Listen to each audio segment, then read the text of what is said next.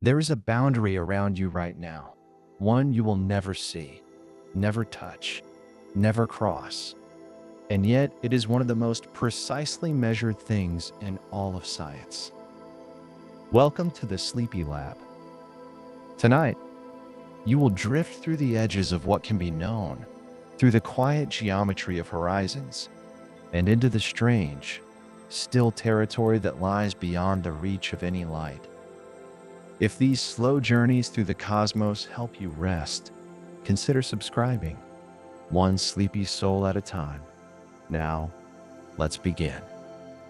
The universe you can see is not the universe. It is only a portion of it, a sphere of space centered on you, on this moment, on the particular position your planet happens to occupy, and beyond its edge, space continues quietly, without interruption, carrying its own galaxies, its own ancient light, none of which will ever reach you. That sphere, the observable universe, stretches roughly 93 billion light years from one side to the other. Sit with that number for a moment. 93 billion light years in a universe that has only existed for 13.8 billion years. It seems, at first, like a contradiction. If the universe is only 13.8 billion years old, how can anything be 46 billion light years away? Light, after all, travels at a fixed speed, the fastest anything can move, and yet the most distant light we receive comes from regions now far beyond what that speed alone would suggest. The answer lies in expansion. Space itself has been stretching since the very beginning. The light that reaches us today left its source long ago, and while that light was traveling, the space it was crossing continued to grow. The source moved further away with every passing moment, carried not by any motion of its own, but by the quiet, continuous expansion of the fabric between things. So the universe is not 13.8 billion light years across. It is much, much larger, and the 93 billion light-year figure reflects where those ancient sources now sit after all that stretching. This is the first horizon. It is called the particle horizon, and it marks the maximum distance from which light could have traveled to us since the beginning of time. Not the edge of the universe, not a wall, not a place where space stops. Simply the limit of what light has had time to cross. Beyond it, space continues. As far as current physics can determine, there is no reason for space to end at our horizon. The same matter, the same dark energy, the same slow drift of galaxies through the cosmic web, all of it likely continues outward, past the boundary of what we can ever observe, possibly for a very long time. Possibly without end. We cannot know. And that is not a failure of science. It is an honest acknowledgement of what observation can and cannot reach. There is something quietly remarkable about the particle horizon. It is not the same for everyone. Every point in space has its own observable universe, centered on itself. A civilization in a galaxy a billion light years from here would have its own sphere of visibility, overlapping with ours, but not identical. They would see regions of the cosmos we cannot, and there would be regions we see that remain forever beyond their horizon. In this sense, every observer in the universe is at the center of their own private window onto existence. Not because any location is special, but because light takes time, and time, from any given point, runs outward in all directions equally. The universe does not have a center, but every point within it is the center of something. Now, the particle horizon is only one kind of boundary, and it is worth resting with what it actually means. It does not mean the universe ends there. It means our information ends there. The light that could carry news of what lies beyond has not yet arrived, and in some cases, never will. Because space is not only expanding, it is expanding faster over time. Regions that are far enough away are receding from us faster than light can cross the growing distance between us. Their light will never reach us. Not because anything is moving faster than light through space, but because the space between us is growing faster than light can traverse it. It is a subtle distinction and a real one. So the observable universe is, in a sense, slowly shrinking, not in physical size, but in terms of what we can ever hope to receive information from. Galaxies near the edge of our observable horizon are drifting slowly beyond the reach of any future signal we might send or receive. The universe is not closing in, it is opening outward, and in doing so, it is quietly leaving things behind. Beyond the particle horizon, then, lies a region that is real, that almost certainly contains matter and light and structure that obeys the same physical laws as everything we can see, and that is, by every measure we possess, permanently invisible to us. Not hidden, not forbidden, simply unreachable. There's a kind of peace in that. The universe does not owe us its full extent. It offers what light can carry across the time that has passed, and asks nothing more of us than to look carefully at what arrives. And what arrives is already extraordinary. Within our observable sphere, that 93 billion light-year window, there are an estimated 2 trillion galaxies, each one a collection of hundreds of billions of stars, each star a quiet nuclear furnace burning for millions or billions of years. Most of those galaxies too faint and distant for any instrument we currently possess to resolve. And all of that is only the part we can see. The full universe, if it is finite, may be at least 250 times larger than the observable portion. Some models suggest it extends without limit in every direction, an infinite volume of space, filled with matter arranged in patterns that repeat and vary across scales we have no language to describe. We do not know which of these is true. Current measurements suggest the universe is spatially flat, meaning its geometry does not curve back on itself the way a sphere does. A flat universe is consistent with infinite extent, though flatness alone does not prove it. Geometry and size are separate questions, and the second one remains, for now, open. What we can say is this: the observable universe is not the universe. It is a window, a sphere of knowable space defined not by any physical boundary, but by the age of the cosmos and the speed of light. Beyond its edge, space continues in silence, carrying its own history, its own structure, its own slow passage of time, indifferent to whether any observer will ever witness it. And here, at the center of your own small window onto all of this, you are resting. The light that has traveled billions of years to reach your world, the ancient photons that carry the faint memory of the universe's first moments, all of it arriving, quietly, at a planet where someone is lying still in the dark, letting the weight of the cosmos settle gently over them, like something soft. The horizon is not a wall. It is simply the edge of what light has had time to tell us. And beyond it, the universe continues. There was a moment, very early on, when the universe was smaller than anything you could hold, smaller than a grain of sand, smaller than an atom, smaller than the smallest thing physics can currently describe. And then, in an interval so brief it has no name in ordinary language, a fraction of a second so thin it would take 32 zeros after the decimal point before you reached the 1, something happened. The universe expanded. Not slowly, not the way it expands today, in its long, patient drift outward, but with a violence so complete and so sudden that the word expansion barely contains it. In that first unimaginable sliver of time, the universe grew by a factor of at least 10 to the 26. That is a 1 followed by 26 zeros. A scaling so extreme that if a single atom were inflated by the same proportion, it would end up larger than the observable universe itself. This is what cosmologists call inflation.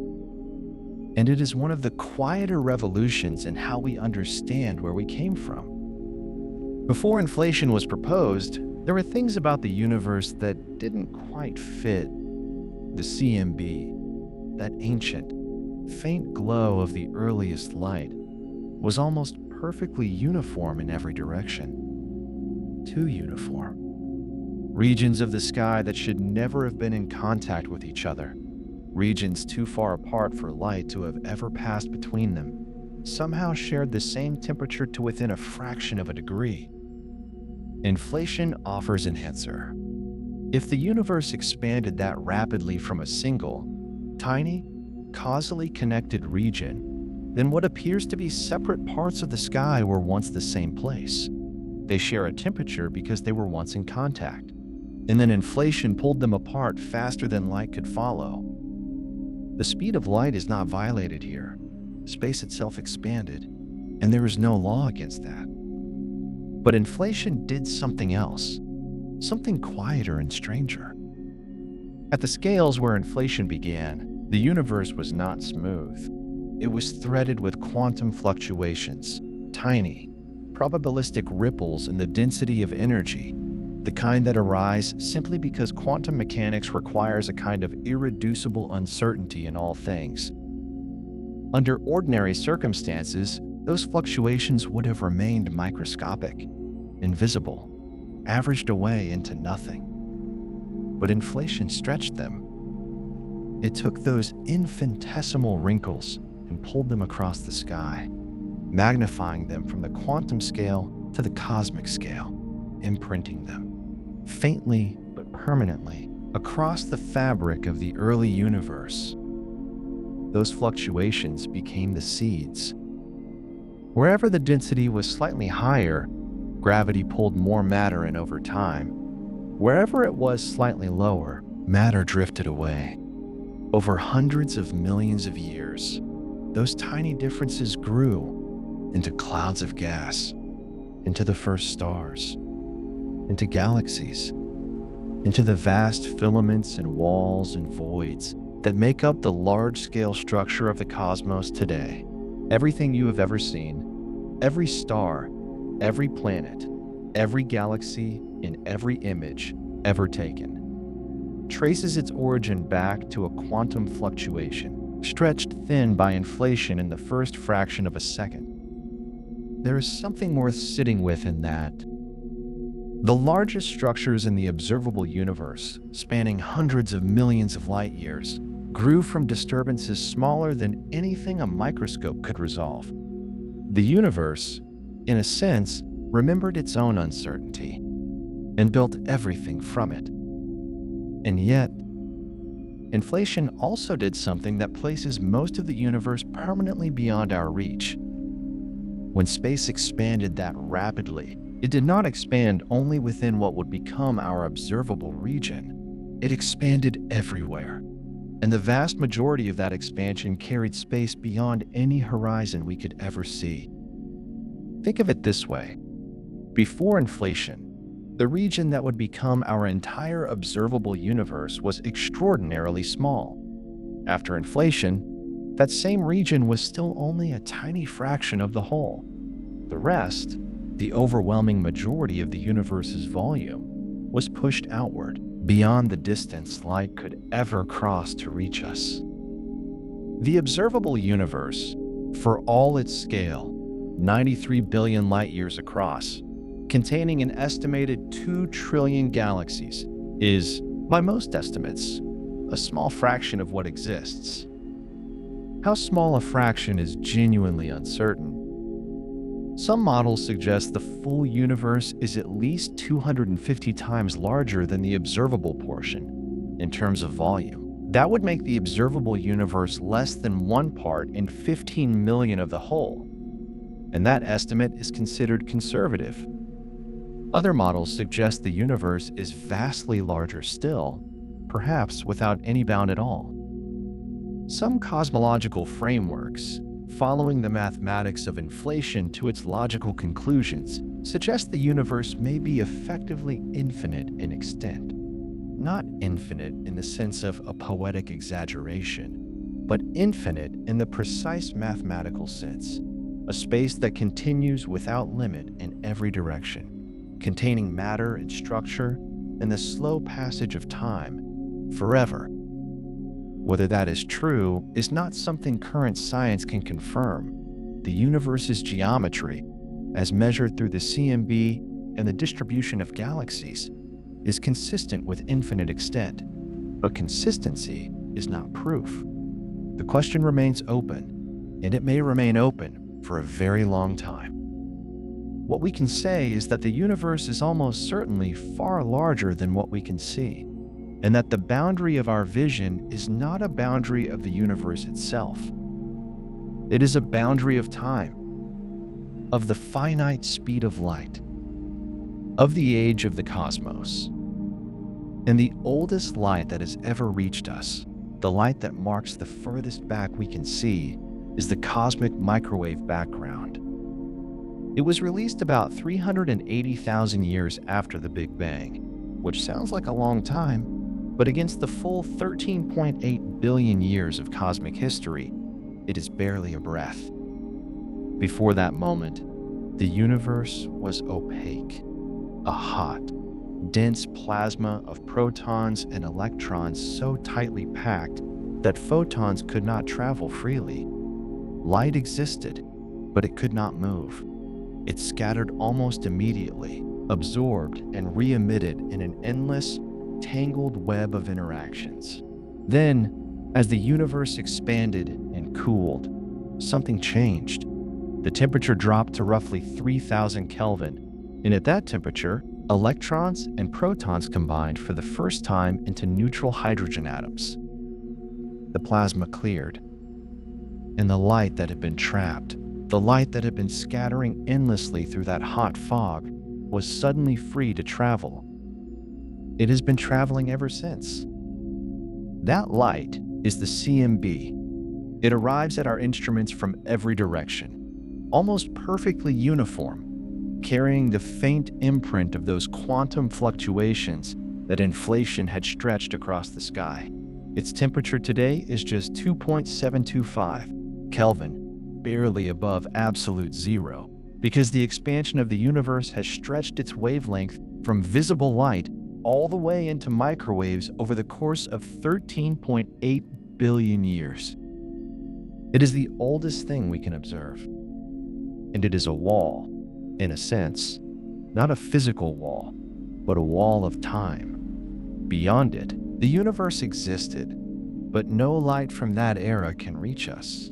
The first 380,000 years are hidden behind it, accessible only through inference and mathematics, not through direct observation. So when you consider the full picture, the inflation that pushed most of the universe beyond our horizon, the expansion that continues to carry distant regions away, the plasma wall that hides the earliest moments, what remains visible to us is a small, carefully bounded region of something far larger, a window. And through that window, we have learned more than perhaps we had any right to expect. The universe, even in the portion we can see, is enough to quiet the mind. And yet, within that window, there is still more to understand. The cosmic microwave background is not simply old light. It is a record of a transition, a moment when the universe changed its nature entirely. For the first 380,000 years, the universe was filled with something closer to a dense, luminous fog.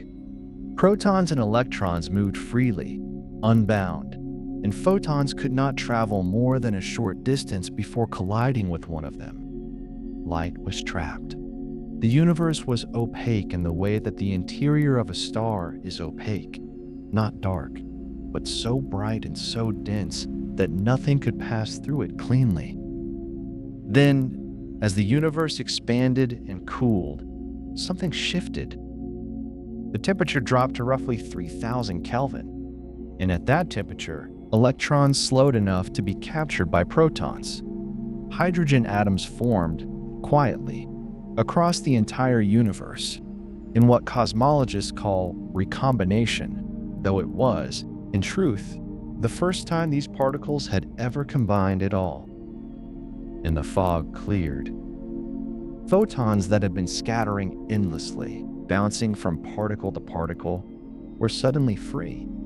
They streamed outward in every direction. That release, that moment of transparency, is what we detect today as the cosmic microwave background. Those photons have been traveling ever since. About 13.8 billion years of uninterrupted flight. And yet the surface from which they were released, that shell of newly transparent plasma, is not 13.8 billion light years away. It is roughly 46 billion light years away, because space itself has been expanding the entire time those photons were in transit. The universe grew around them as they traveled, so they arrived from a distance far greater than their travel time alone would suggest. This is one of the quieter paradoxes of cosmology. Distance and time do not map onto each other simply. In an expanding universe, a photon can travel for 13.8 billion years and still arrive from a place that is now 46 billion light years distant. Both numbers are true. They describe different things. What we receive from that surface is not visible light. Not anymore. When those photons were released, they carried the energy of a plasma at 3,000 Kelvin. They were infrared, near the edge of what the human eye might have detected. But in the billions of years since, the expansion of space has stretched their wavelength, not because they slowed down, not because they lost energy in any ordinary sense, but because the fabric of space through which they traveled has itself grown larger, and a wave stretched across expanding space grows longer as that space expands. By the time those photons reach us, their wavelength has been stretched by a factor of roughly 1,000. What began as near-infrared light has become microwave radiation, the kind of radiation that passes through walls, through clouds, through the atmosphere, and into our instruments almost without interruption. The universe, in a sense, has been redshifting its own oldest light into a form we can still detect, a quiet gift of timing. And what those microwaves reveal, when measured carefully, is a spectrum of almost perfect simplicity. The CMB has what physicists call a black-body spectrum, the signature of an object in complete thermal equilibrium. Every frequency of radiation present in exactly the proportion that thermodynamics predicts for a body at that temperature. It is, in the language of physics, nearly perfect, the most precise black-body spectrum ever measured in nature. At a temperature of 2.725 Kelvin, just barely above absolute zero. That perfection is itself information. It tells us that the early universe was extraordinarily uniform, extraordinarily well-mixed. That whatever process preceded the CMB had brought matter and energy into a state of deep equilibrium across the entire observable sky. And yet, the spectrum is not perfectly uniform. There are fluctuations, tiny variations in temperature from one patch of sky to another, differences of only about 1 part in 100,000, so small that early instruments could not detect them at all, and their existence was only confirmed after years of careful measurement. 1 part in 100,000. It is almost nothing. A whisper of variation across an otherwise featureless surface. And yet those fluctuations are the reason everything exists. Those slight differences in temperature correspond to slight differences in density in the early universe, regions that were, by the smallest margin, a little denser than their surroundings. And over hundreds of millions of years, gravity worked on those differences. The denser regions drew in more matter. Slowly, then less slowly, they collapsed into clouds, into filaments, into the first stars and the first galaxies. Every galaxy in the observable universe, every one of the estimated 2 trillion of them, traces its origin back to a fluctuation smaller than 1 part in 100,000 in the temperature of the cosmic microwave background. The large came from the almost imperceptibly small. And here's where inflation re-enters the story.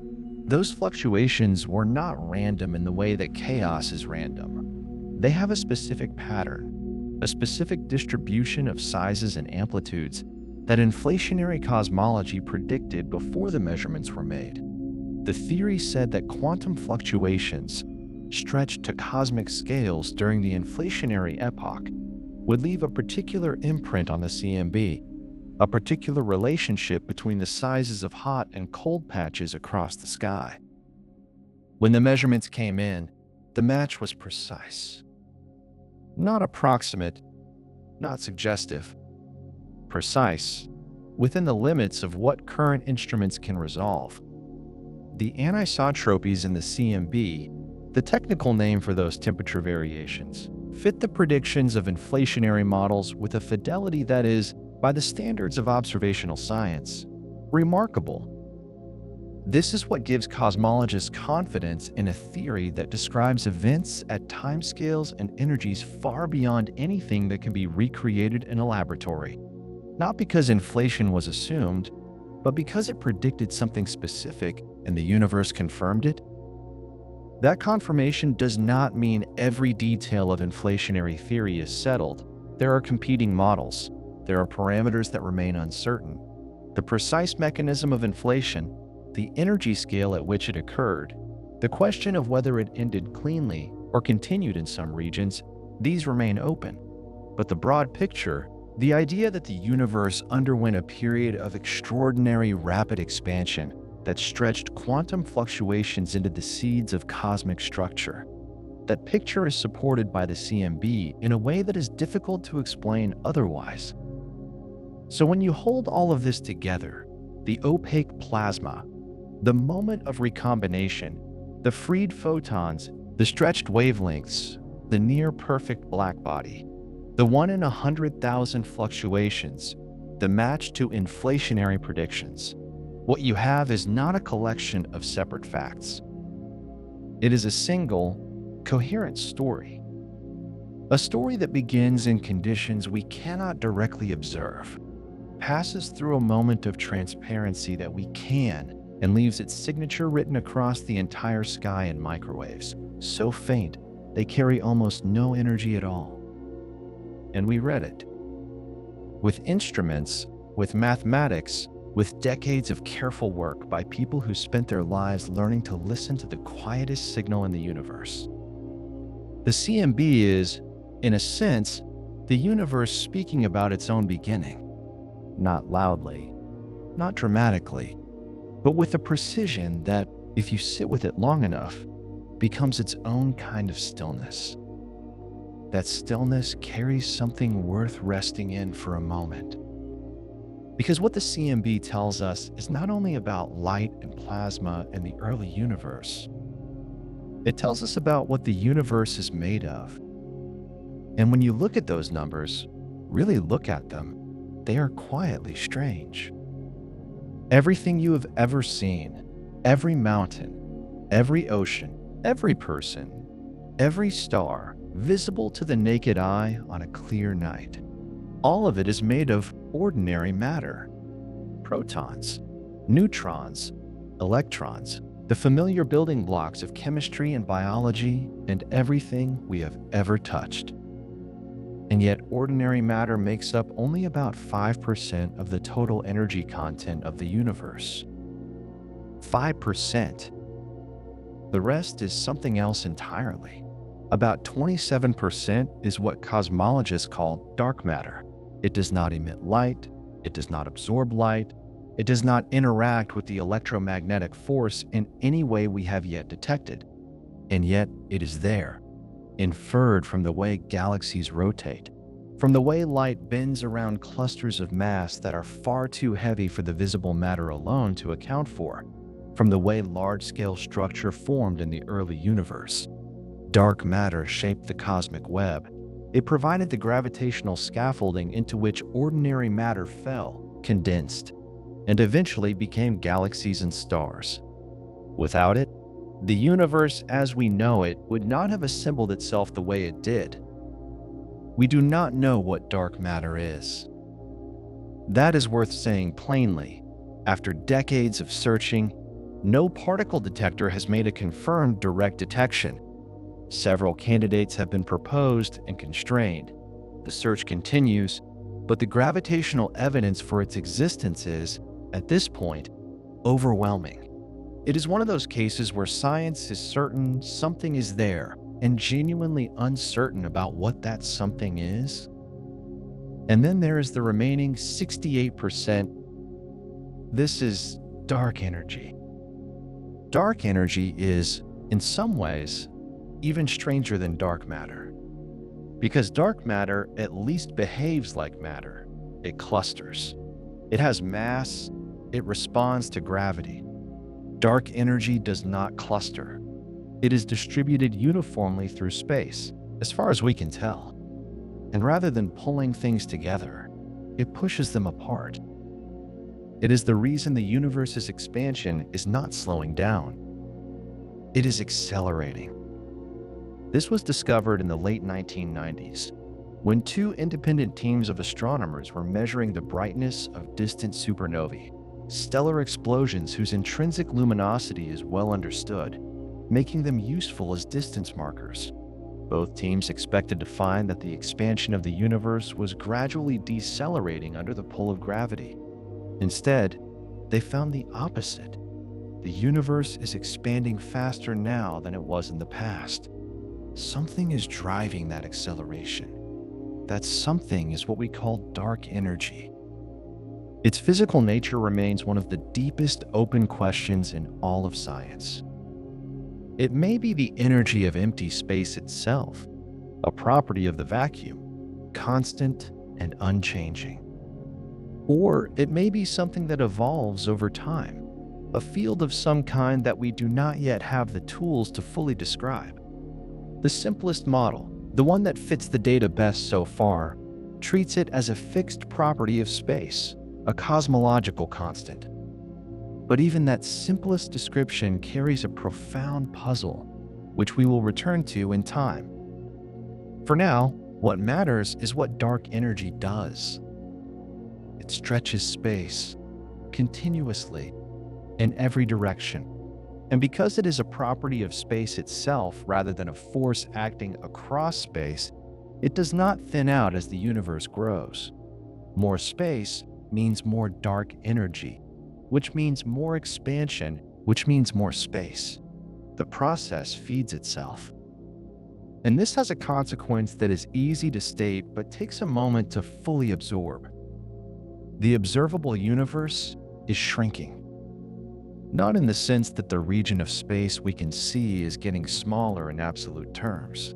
The universe is expanding, and the light from distant regions is still reaching us. But in terms of what we can ever reach, ever influence, ever send a signal to, that region is contracting. There is a boundary called the cosmic event horizon. It is different from the particle horizon we spoke of earlier. The particle horizon marks the farthest distance from which light has had time to reach us since the beginning of time, the edge of what we can see. The cosmic event horizon marks something else. It is the boundary beyond which anything happening right now can never, even in principle, send a signal that will ever reach us. Not because of anything blocking the signal, but because the space between here and there is expanding faster than the signal can cross it. Light travels at a fixed speed through space, but space itself is not bound by that speed.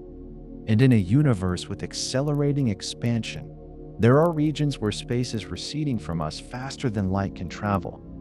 Galaxies beyond roughly 16 billion light years are already in that condition. They are receding faster than light, not moving through space faster than light, That would violate the physics we know. But being carried away by the expansion of space itself at a rate that exceeds the speed of light. The distinction matters, but the result is the same. Those galaxies are, in a precise physical sense, causally disconnected from us. Nothing we do here can ever affect them. Nothing they do there can ever affect us. They are beyond the horizon. And the horizon is not a wall. It is not a place where space ends or where something unusual happens. If you were somehow transported to a galaxy just beyond our cosmic event horizon, you would see a perfectly ordinary universe around you. Stars, galaxies, the CMB. You would have your own horizon, centered on yourself. And we would be beyond yours. Every point in space has its own horizon. Every point is the center of its own observable universe. This is one of those facts that can be held lightly, like a smooth stone in the hand. It does not demand a response. It simply is. Now, as dark energy continues to drive the expansion, more and more galaxies will cross that horizon. Not all at once, gradually, over timescales that dwarf the current age of the universe. But the direction is clear. The region of the cosmos we can influence, the region with which we share a causal future, is slowly becoming smaller. The particle horizon, the boundary of what we can see, will continue to grow for a long time as light from ever more distant regions finally reaches us. But the event horizon, the boundary of what we can reach, is already fixed and shrinking in terms of the galaxies it contains. These two horizons are easy to confuse. They sound similar, but they describe fundamentally different things. One is about the past, how far light has traveled to reach us. The other is about the future, how far our influence can ever extend. Both are real. Both are consequences of the same expanding universe. And both are, in their own way, a kind of boundary between the known and the permanently unreachable. The universe does not hide what lies beyond these horizons. It simply expands. Quietly, continuously, in every direction at once, carrying galaxies away from one another, not through any force of repulsion in the ordinary sense, but through the gentle, relentless growth of the space between them.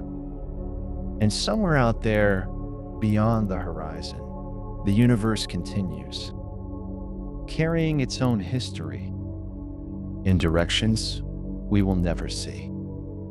Within the Hubble volume, space still feels, in a sense, like ours. This is the sphere of the observable universe within which galaxies are currently receding slower than the speed of light. Not because light sets a wall, exactly, but because the expansion of space itself has a local rate, and within this volume, that rate has not yet outpaced what light can cross. Galaxies here are still, in principle, reachable, still part of the same unfolding story. Beyond that sphere, the recession speeds exceed the speed of light.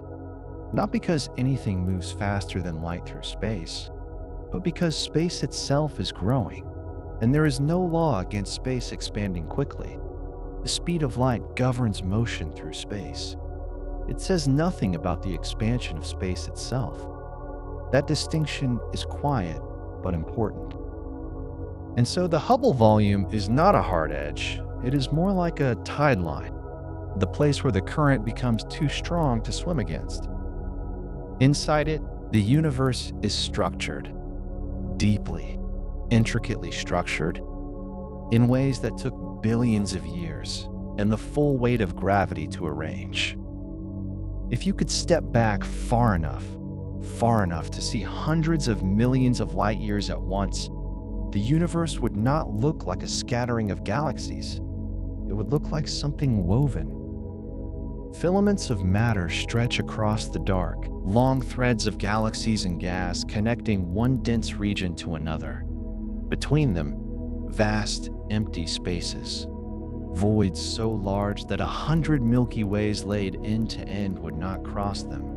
And at the intersections of the filaments, clusters of galaxies gather, the densest nodes in a web that spans the entire observable universe.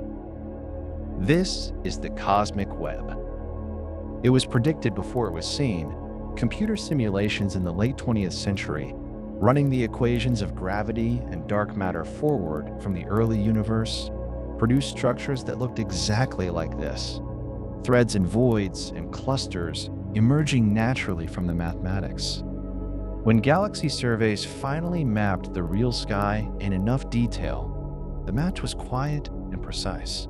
The simulations had been right. The largest known structure in this web is called the Hercules Corona Borealis Great Wall. It spans roughly 10 billion light years. To hold that number gently for a moment, 10 billion light years is nearly a tenth of the diameter of the entire observable universe. It is not a wall in any physical sense. It is a region where galaxies are more densely clustered than their surroundings, a concentration so vast that the word structure barely contains it. And yet it sits within the observable universe, one feature among many in a cosmos that continues beyond our sight in every direction. The voids between the filaments are their own kind of wonder. A cosmic void can span several 100 million light years. Inside, there is almost nothing. A few stray galaxies, perhaps thin wisps of gas, but mostly an emptiness so complete that it registers as a kind of silence in the data. Astronomers can detect voids not by what is in them, but by the absence of what should be there. These voids are not simply empty space. They are the other half of the structure. The web cannot exist without them. Matter drained out of the voids over billions of years, pulled by gravity toward the filaments and clusters, leaving behind these enormous hollow regions. The voids grew as the filaments thickened, each shaped by the other, and threaded through all of this, through the filaments and the voids and the clusters, is a subtler pattern, one that reaches back to the very first seconds of the universe's existence. In the early universe, before the first stars, before the first atoms, the cosmos was a hot, dense plasma. Protons and electrons moved freely, and light could not travel far before scattering. In that plasma, pressure waves moved outward from tiny fluctuations in density. Sound waves, in a sense, though the medium was unlike anything that exists today. These waves traveled at roughly half the speed of light, pushing outward through the plasma for about 380,000 years. Then the universe cooled enough for electrons and protons to combine into neutral hydrogen. The plasma became transparent, and the pressure waves stopped. They froze in place. The distance those waves had traveled, roughly 490 million light years in today's units, became imprinted in the distribution of matter, a preferred scale, a faint but measurable tendency for galaxies to be separated by that particular distance more often than by slightly larger or smaller ones. These are called baryon acoustic oscillations. Baryon, because they involve ordinary matter, protons and neutrons.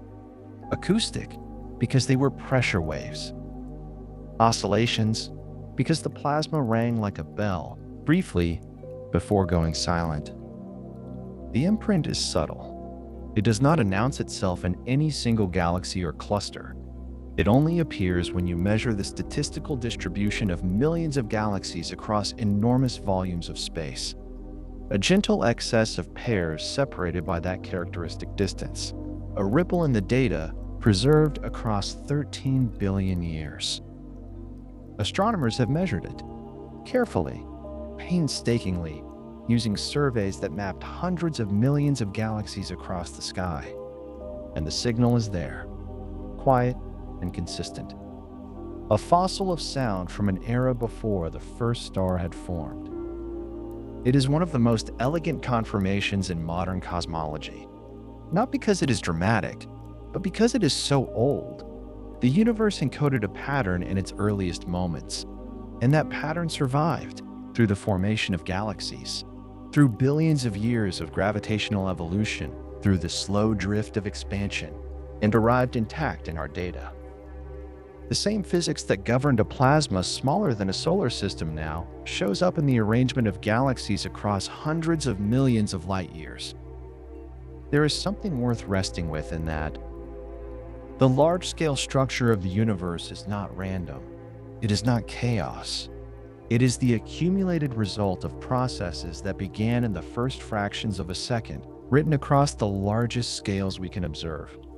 Inflation stretched the initial fluctuations. Gravity amplified them. Dark matter provided the scaffolding. Ordinary matter fell into the wells that dark matter had already prepared, and the pressure waves of the early plasma left their quiet signature in the spacing of what formed. Every filament, every void, every cluster, each is a consequence of something that happened long before the first atom existed. And the matter in those filaments, the gas in those clusters, the ordinary 5% of the universe that we can touch and measure and name, that matter has its own history, older and stranger than the structures it now inhabits. Most of the hydrogen and helium in the universe was forged not in stars, but in the first 3 minutes after the Big Bang. Nuclear reactions in that brief, unimaginably hot window produced the lightest elements. Hydrogen, helium, a trace of lithium, the raw material of everything that would follow. With the heavier elements, carbon, oxygen, iron, the calcium in bone, and the iron in blood, those came later. They were made inside stars. A star is, among other things, a furnace. In its core, hydrogen fuses into helium, releasing energy that holds the star against its own gravity. When the hydrogen runs low, the core contracts and heats, and helium begins to fuse into carbon. Then, carbon into heavier elements still, in stars massive enough to sustain the process. Each stage building on the last, climbing the periodic table, one fusion reaction at a time. And when a massive star exhausts its fuel, it collapses, and then it explodes. In that explosion, a supernova, the temperatures and pressures reach levels that no stellar core can sustain in ordinary burning.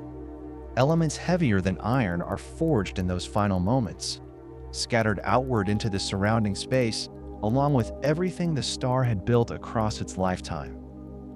That debris drifts for millions of years, sometimes cooling slowly, mixing with other gas, eventually gathering under gravity into new clouds, new stars, new planets, and sometimes, on a small rocky world orbiting an ordinary star, that ancient stellar material assembles itself into something that can look up at the night sky and wonder where it came from.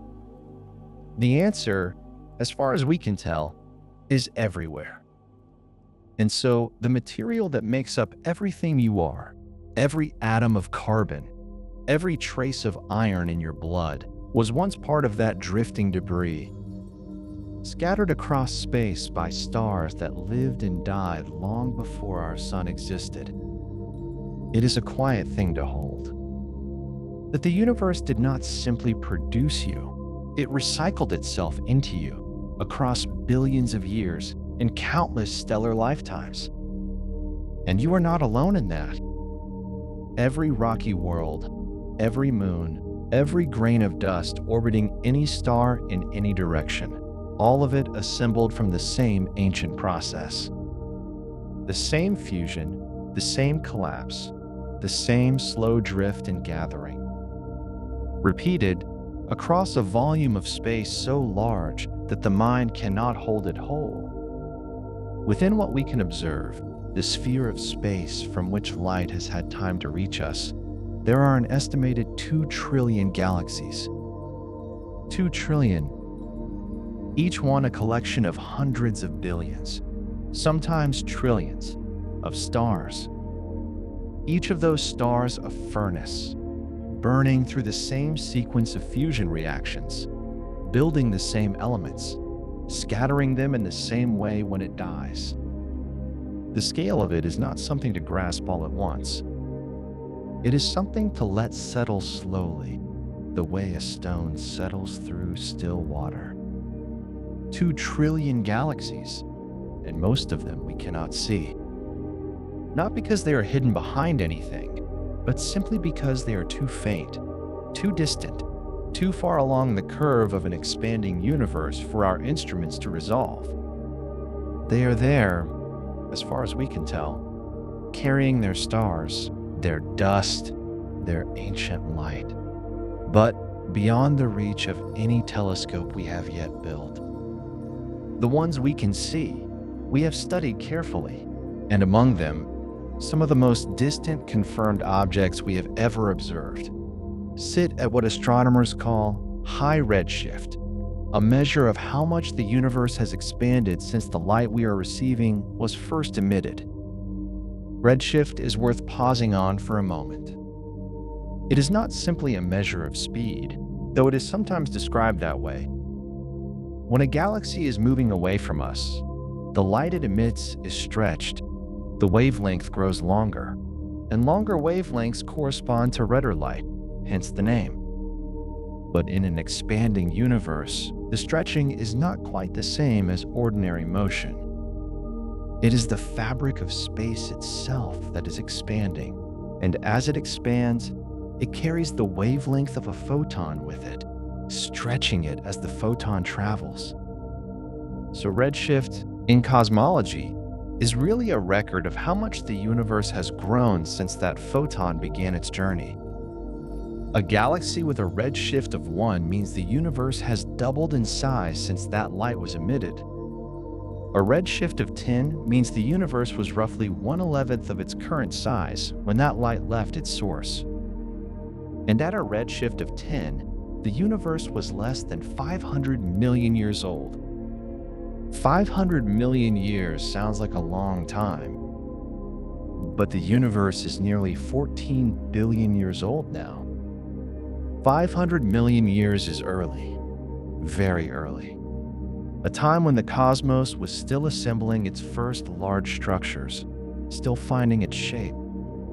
The most distant confirmed galaxies we have observed sit near that boundary, their light carrying information from an era when the universe was still, in some sense, young, sterile. That light has been traveling for over 13 billion years to reach us.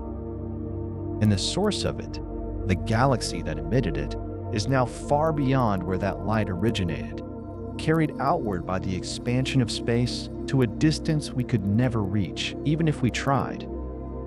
But the light arrived, and in it, we can read something of what the early universe looked like. Clumps of stars, already forming, already burning, already beginning the long work of building elements and scattering them. Which raises a question that astronomers have been working toward for decades.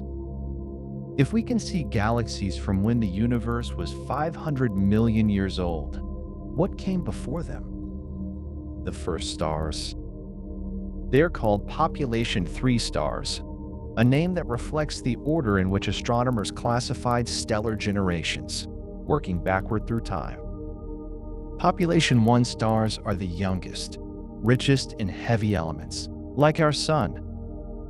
Population 2 stars are older, formed earlier, with fewer heavy elements. And population 3 stars are the first generation, formed from the raw material of the Big Bang itself, almost entirely hydrogen and helium, with traces of lithium. No carbon, no oxygen, no iron, none of the elements that later generations of stars would build and scatter. Just the lightest elements collapsing under gravity into the first stellar fires the universe had ever seen. They likely formed within the first few 100 million years. Perhaps earlier than that, in pockets where the gas had cooled and condensed enough to collapse. And they were almost certainly enormous, far more massive than most stars we see today. Because without heavier elements to help radiate heat away, the collapsing gas clouds could not fragment as easily into smaller pieces. They tended to form large, hot, intensely bright stars. Stars that burned fast and died young, ending in supernovae that seeded the surrounding space with the first heavy elements ever produced. The first carbon, the first oxygen, the first iron, scattered into a universe that had never contained them before. Those elements then mixed into the next generation of gas clouds, enriching them, allowing the next generation of stars to form with a slightly more complex chemistry. And so it went, generation after generation, each cycle of stellar birth and death adding more complexity to the mix. Until eventually, in a galaxy like ours, in a cloud of gas already enriched by many previous generations of stars, a new star formed. And around it, the leftover material, dust and gas, and the debris of ancient supernovae gathered into a disk. And in that disk, small grains collided and stuck together, growing slowly into pebbles, then rocks, then planetesimals, then worlds. One of those worlds, at the right distance from its star, held on to liquid water. And in that water, in that ancient stellar debris, chemistry began. But we have not reached that part of the story yet. For now, it is enough to rest with this: that the first stars, those enormous, short-lived population 3 stars, have never been directly observed. They burned out billions of years before any telescope existed to see them. We know they must have existed because the universe we observe today could not have reached its current state without them. The heavy elements are here, in the gas clouds, in the planets, in you, and they had to come from somewhere.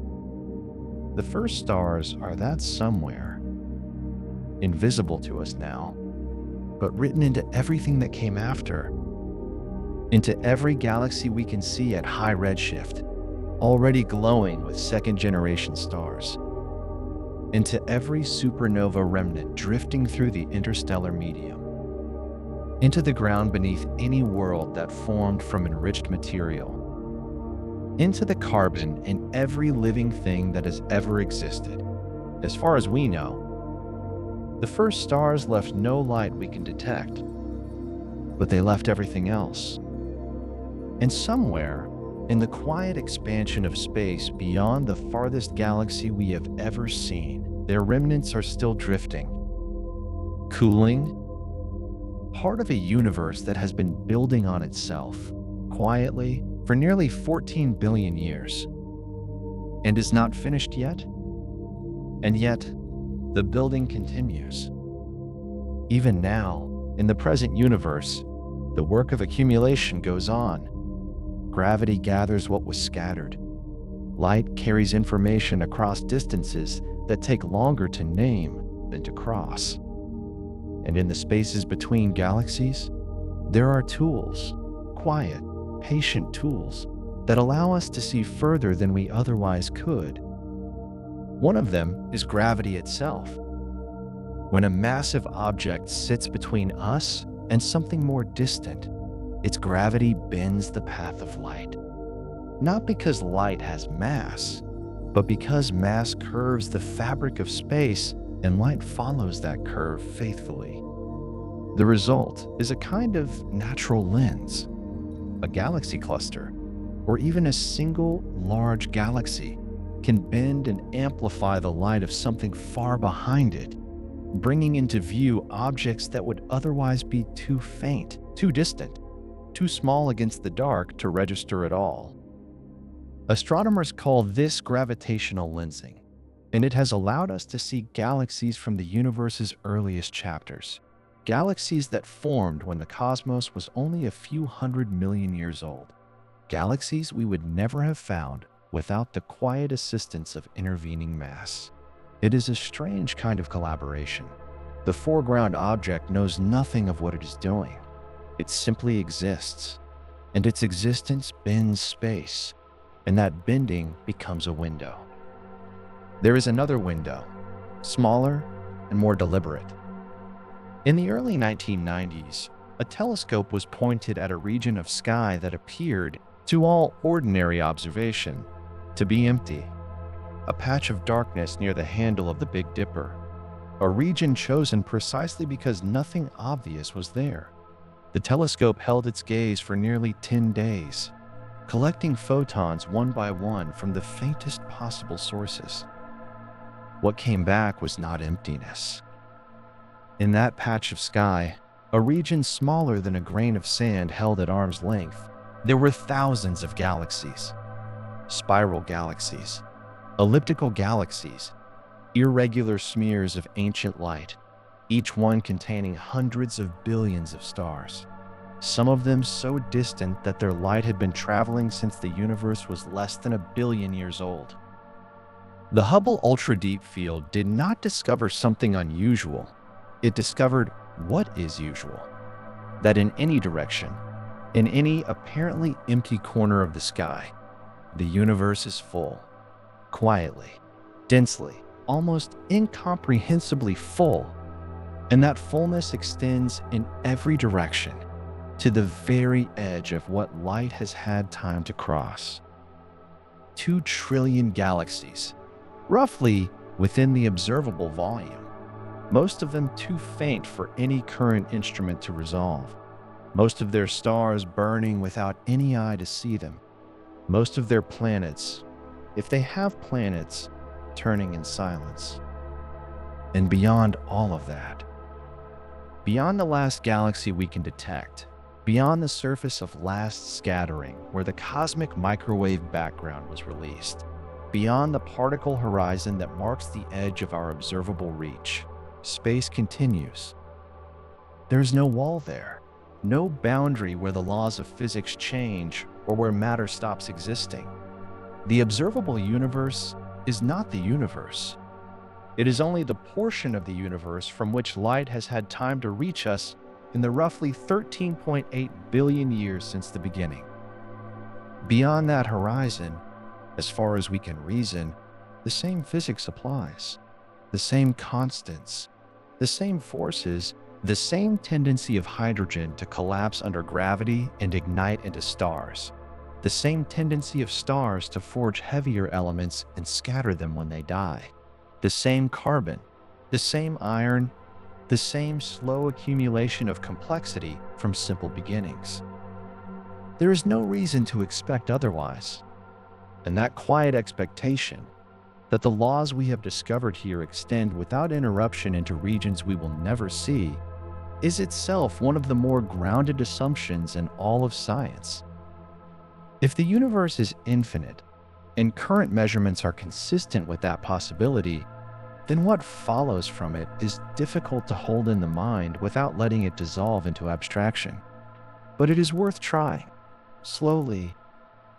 In an infinite universe, matter arranges itself in patterns: stars, galaxies, clusters, voids. The number of possible arrangements of matter within any given volume is enormous, but it is not infinite.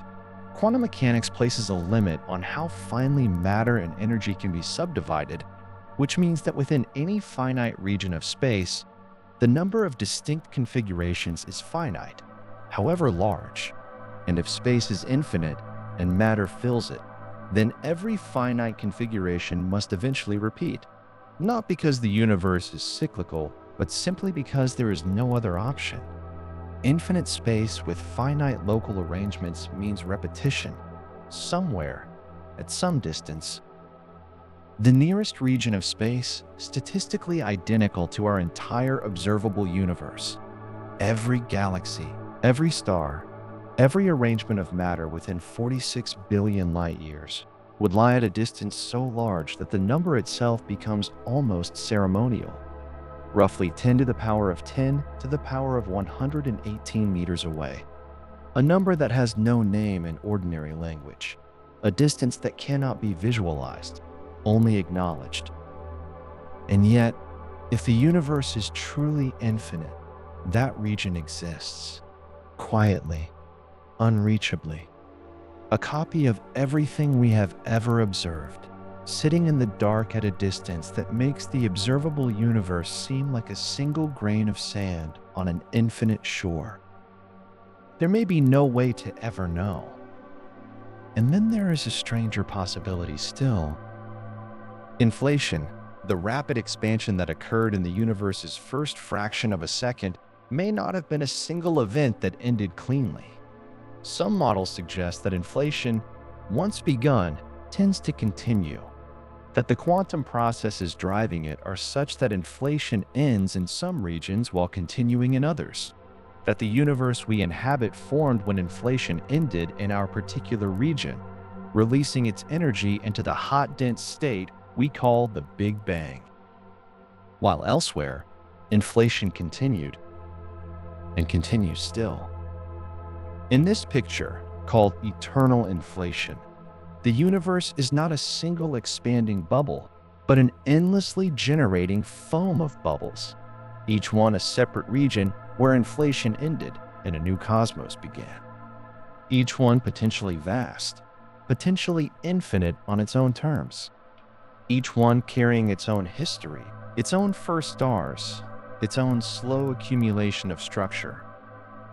Our observable universe, in this picture, is one bubble among an uncountable number, separated from the others not by empty space, but by regions of space still inflating, expanding so rapidly that no signal could ever cross from one bubble to another. The physical constants within each bubble may vary, depending on the model, the strength of gravity, the mass of the electron, the value of the cosmological constant.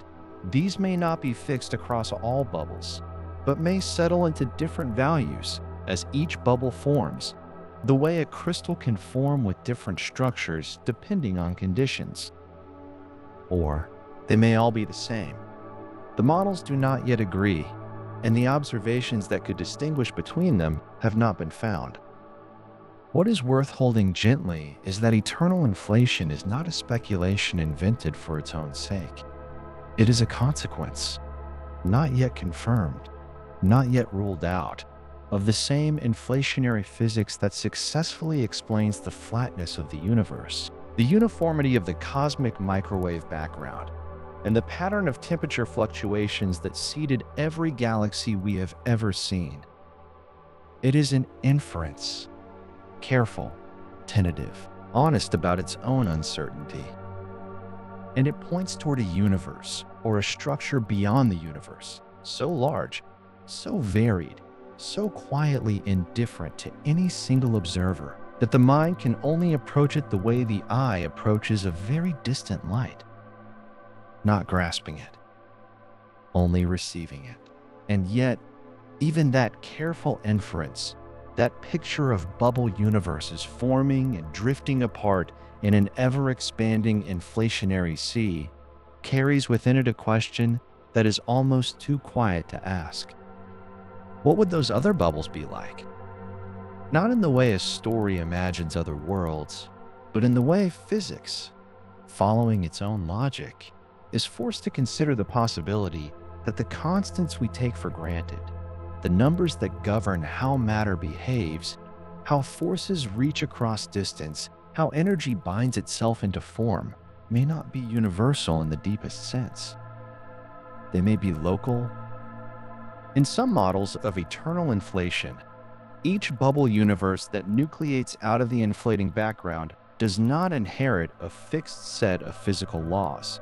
It inherits a set of conditions, and from those conditions, the constants settle. The way a liquid cools into a solid, and depending on how it cools, takes on one crystal structure rather than another.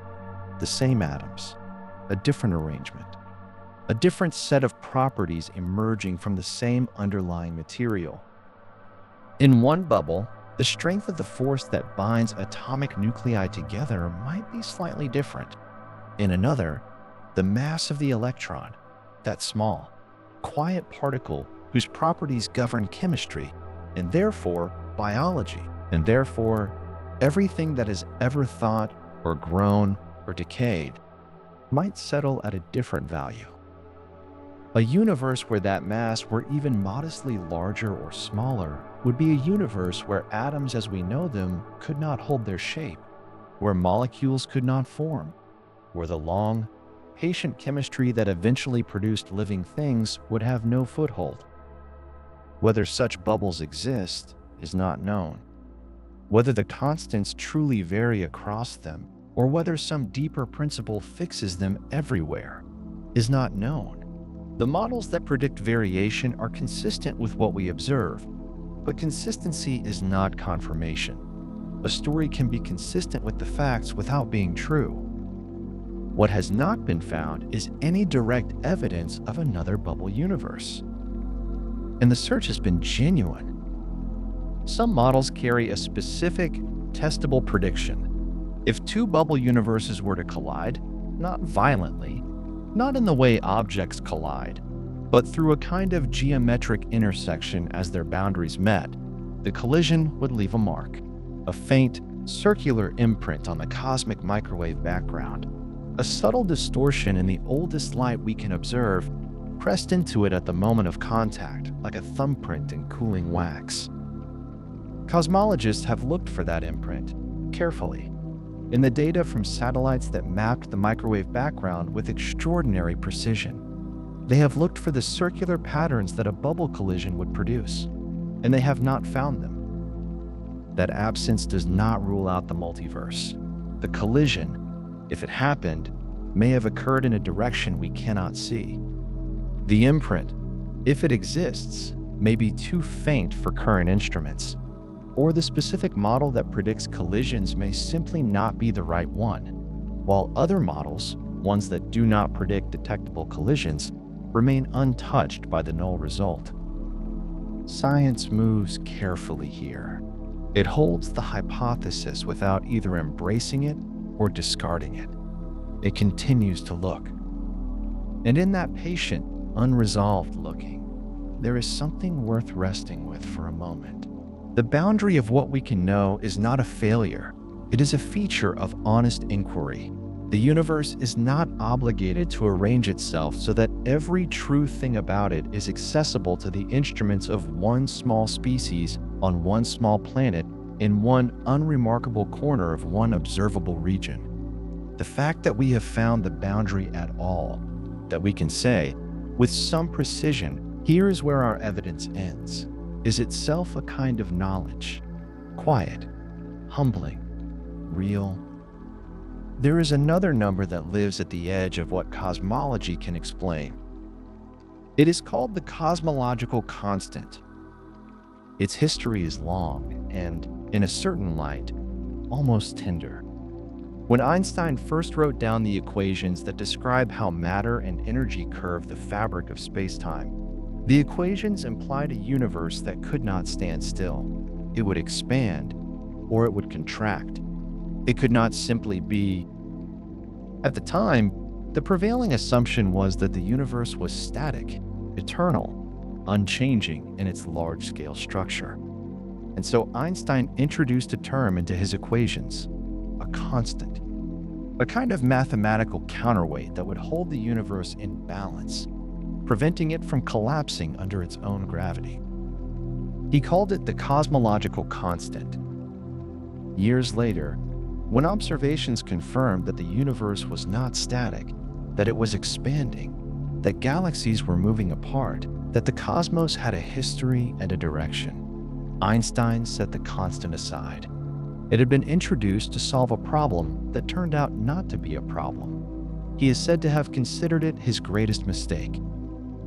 And then, decades after that, something unexpected was found. The expansion of the universe was not merely continuing, it was accelerating. Galaxies were not just moving apart, they were moving apart faster and faster. as though something in the fabric of space itself were pushing outward, something with negative pressure, something that behaved in the equations exactly like a cosmological constant with a small positive value. The term Einstein had introduced and then abandoned turned out to describe something real, not a static universe held in balance, but a dynamic one being gently, persistently pushed apart by the energy of empty space itself. That energy, the energy of the vacuum, of space where nothing else is present, is what the cosmological constant now represents. Roughly 68% of the total energy content of the universe, spread evenly through all of space, not diluting as the universe expands, driving the slow acceleration that will eventually carry distant galaxies beyond our horizon forever. It is real, it is measured, and it is, in a deep sense, not understood. Because when physicists approach the same question from a different direction, from quantum field theory, the framework that describes particles and forces at the smallest scales, they arrive at a prediction for the energy of empty space that is not close to what is observed. It is not off by a little. It is off by a factor that is, depending on how the calculation is done, somewhere between 60 and 120 orders of magnitude. That is not a rounding error. That is a discrepancy so vast that it suggests something fundamental is missing from the picture, some cancellation, some mechanism, some principle that is not yet known, that brings the predicted value down to the tiny, quiet number that is actually observed. This is sometimes called the cosmological constant problem, and it is one of the deepest unsolved problems in all of physics. Not because the observation is uncertain, it is not, but because the gap between theory and measurement is so extreme that it cannot be papered over. It demands an explanation that does not yet exist. Some physicists have proposed that the answer lies in the same landscape of possibilities that eternal inflation suggests, that in a universe with many regions, each with slightly different vacuum energies, we find ourselves in a region where the cosmological constant is small enough to allow galaxies to form, because only in such a region could observers exist to ask the question. That reasoning is possible. It is also, to many physicists, unsatisfying. It explains the value by appealing to our own existence, which feels less like an answer and more like a restatement of the question. The problem remains open. And there is something almost restful in that, in the knowledge that the universe holds questions at its very foundations that have not yet yielded, that the most precise measurements in the history of science point towards something genuinely unknown, and that the work continues, quietly, in the dark. And yet, even setting that problem aside, there is another layer of strangeness waiting quietly beneath it. The cosmological constant does not merely exist. It exists at a value that permits the universe to be the kind of place it is, structured, layered, full of galaxies, and the long, slow processes that eventually produce something capable of noticing any of this. If the constant were larger, even modestly larger, the expansion of space would have overwhelmed gravity before matter could gather into anything. Clouds of hydrogen and helium would have dispersed into the dark without ever collapsing. No stars, no heavier elements forged in stellar cores, no planets assembled from the debris of dying suns, no slow chemistry building toward complexity over billions of years. And if the constant were smaller, or negative, the universe might have collapsed back on itself long before any of that had time to unfold. The window in which the cosmological constant allows structure to exist is extraordinarily narrow, and we find ourselves, without explanation, inside that window, looking out. Some find that troubling. Others find it simply true, a fact to be noted and carried forward while the search for a deeper explanation continues. Either way, it is one of the quieter puzzles in physics. not loud, not dramatic, but persistent. A number that should not be what it is, and yet is, and without which none of this would be here to observe. There is another question that sits alongside this one, equally patient, equally unresolved. It concerns not the content of the universe, but its shape. The universe has a geometry. Space itself, the fabric through which everything moves, has a curvature, or the absence of one. And the question of which is true has occupied cosmologists for decades without arriving at a final answer. There are three broad possibilities. The universe could be positively curved, shaped, in a sense, like the surface of a sphere, though extended into 3 dimensions rather than 2. In such a universe, parallel lines would eventually converge, travel far enough in one direction, and in principle, you might return to where you started. The universe could be negatively curved, saddle-shaped, in the language of geometry, where parallel lines diverge and the angles of a triangle add up to less than 180 degrees. Or the universe could be flat, not flat in the everyday sense of a table or a floor, but flat in the geometric sense, a space where the ordinary rules of Euclidean geometry hold exactly, where parallel lines remain parallel, where the angles of a triangle sum to precisely 180 degrees, no more, no less. Current measurements point toward flatness. The cosmic microwave background carries within its temperature fluctuations a kind of acoustic signature, the imprint of pressure waves that moved through the early universe before it became transparent. The scale of those fluctuations depends on the geometry of the space through which the light has since traveled. And when astronomers measure that scale, the answer they find is consistent with a flat universe, to within about 0.4%.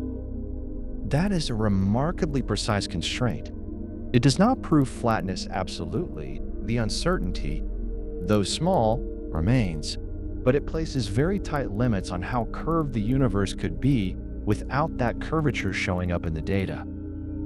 And flatness, if confirmed, carries a quiet implication that is easy to overlook. A flat universe is not necessarily a finite one. This is a distinction worth sitting with for a moment. Curvature and size are separate properties. A spherical universe would be finite.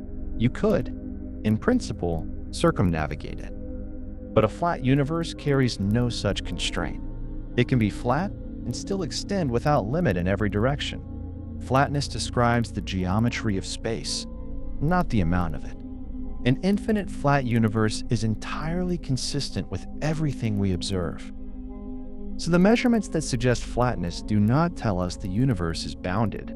They tell us only that if it curves so gently that the curvature is invisible at the scales we can probe. Beyond our horizon, the geometry continues, and we cannot say where or whether it ends.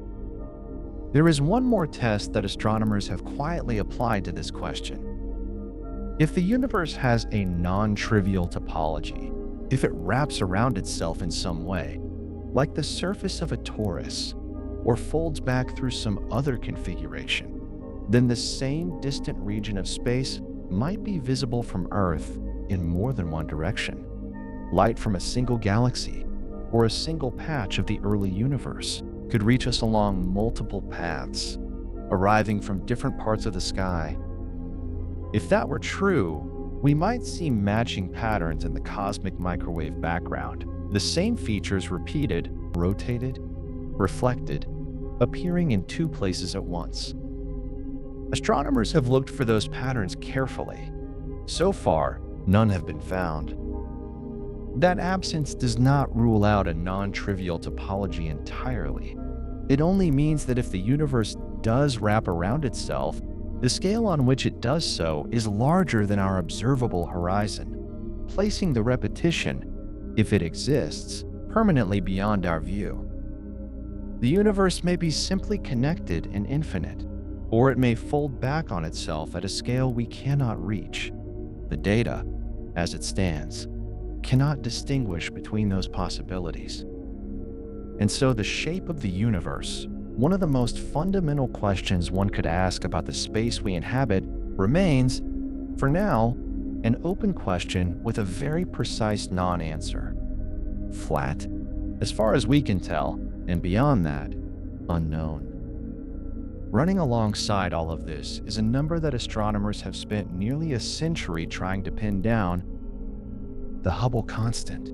It describes the rate at which the universe is expanding, how quickly galaxies are receding from one another as space itself stretches between them.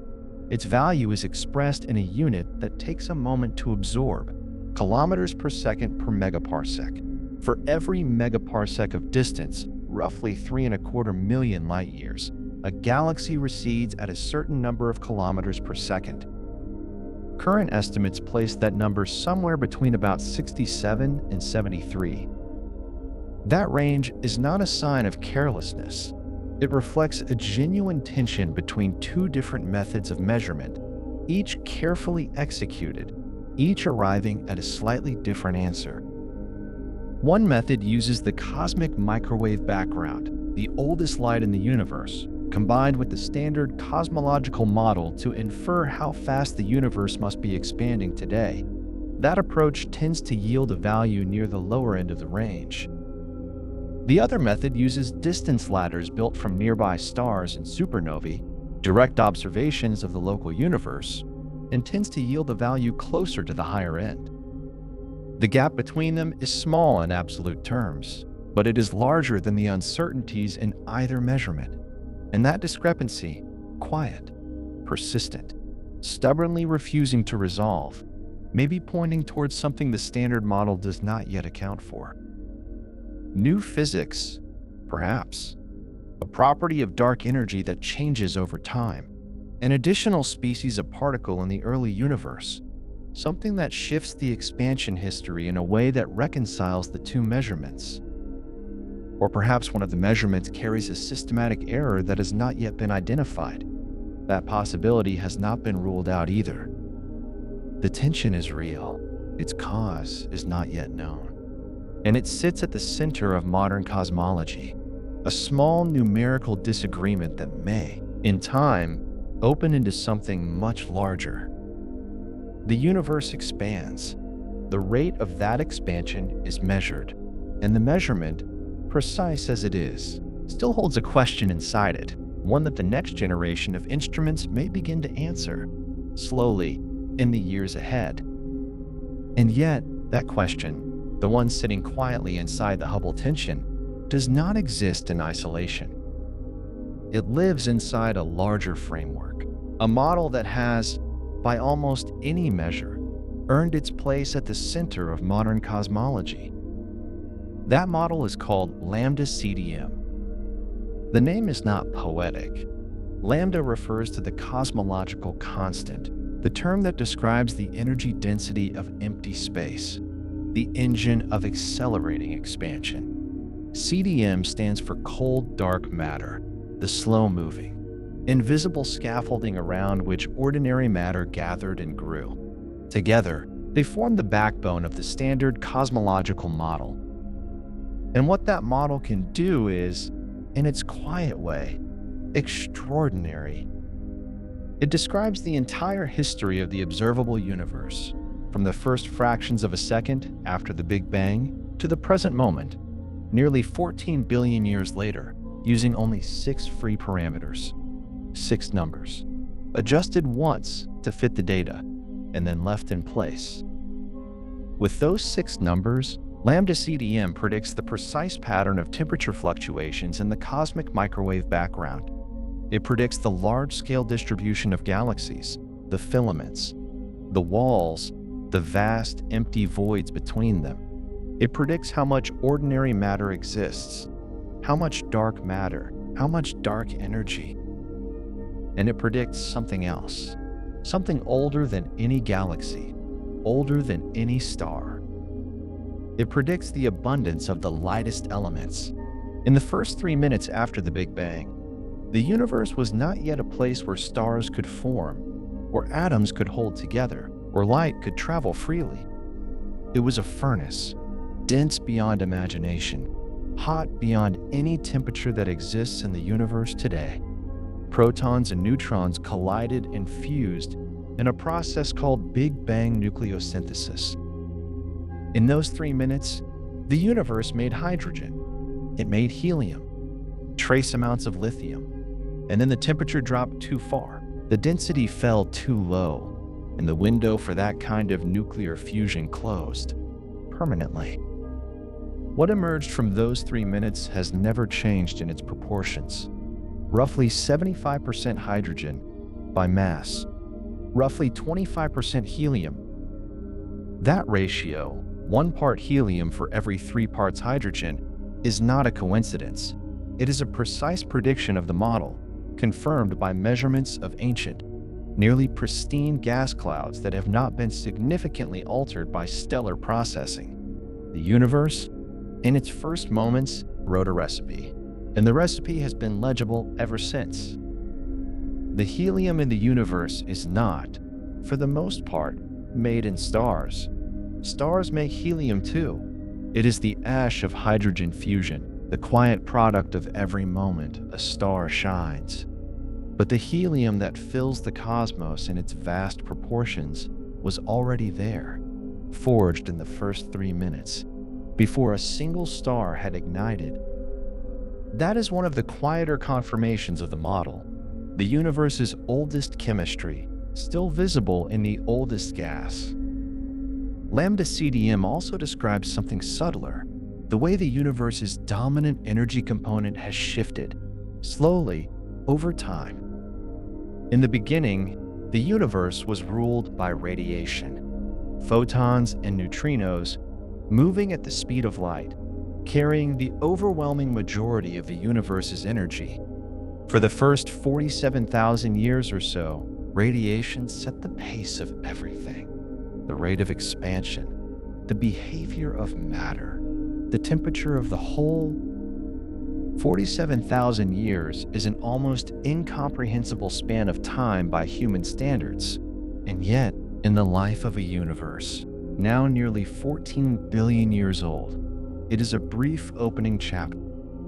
As the universe expanded, radiation lost energy. The wavelengths of photons stretched. The energy density of radiation fell faster than the energy density of matter, because matter, unlike radiation, does not lose energy simply by moving through expanding space. And so, gradually, matter took over. The universe became matter-dominated. Ordinary matter and dark matter together held the gravitational reins. Structure began to form, small overdensities pulling in more material, growing slowly into the first halos of dark matter, the first clouds of gas, the first stars. This was the era in which the universe became recognizable. Galaxies assembled, stars ignited and burned and died, scattering their contents back into space. New stars formed from that scattered material, enriched now with heavier elements, carbon, oxygen, iron forged in stellar cores and dispersed by stellar deaths. The iron in a human body was made in the core of a massive star. In the final stages of its life, when the star had exhausted lighter fuels and turned to fusing heavier and heavier nuclei, the calcium and bone, the oxygen drawn in with every breath, the carbon that forms the backbone of every biological molecule, all of it passed through the interior of at least one star, and in many cases, several, across generations of stellar birth and death, stretching back billions of years. A human body is not made of new material. It is made of material that has been processed, scattered, gathered, and processed again, recycled through the interiors of stars that lived and died long before the sun existed. The matter-dominated era was the era in which that recycling happened, slowly, across billions of years of cosmic time. And then, a few billion years ago, something shifted again. Dark energy, the cosmological constant, The energy of empty space itself had always been present. But in the early universe, when matter and radiation were densely packed, dark energy was negligible by comparison. As the universe expanded and matter thinned out, dark energy remained constant. Its density does not dilute with expansion. It is a property of space itself. And as space grows, the total amount of dark energy grows with it.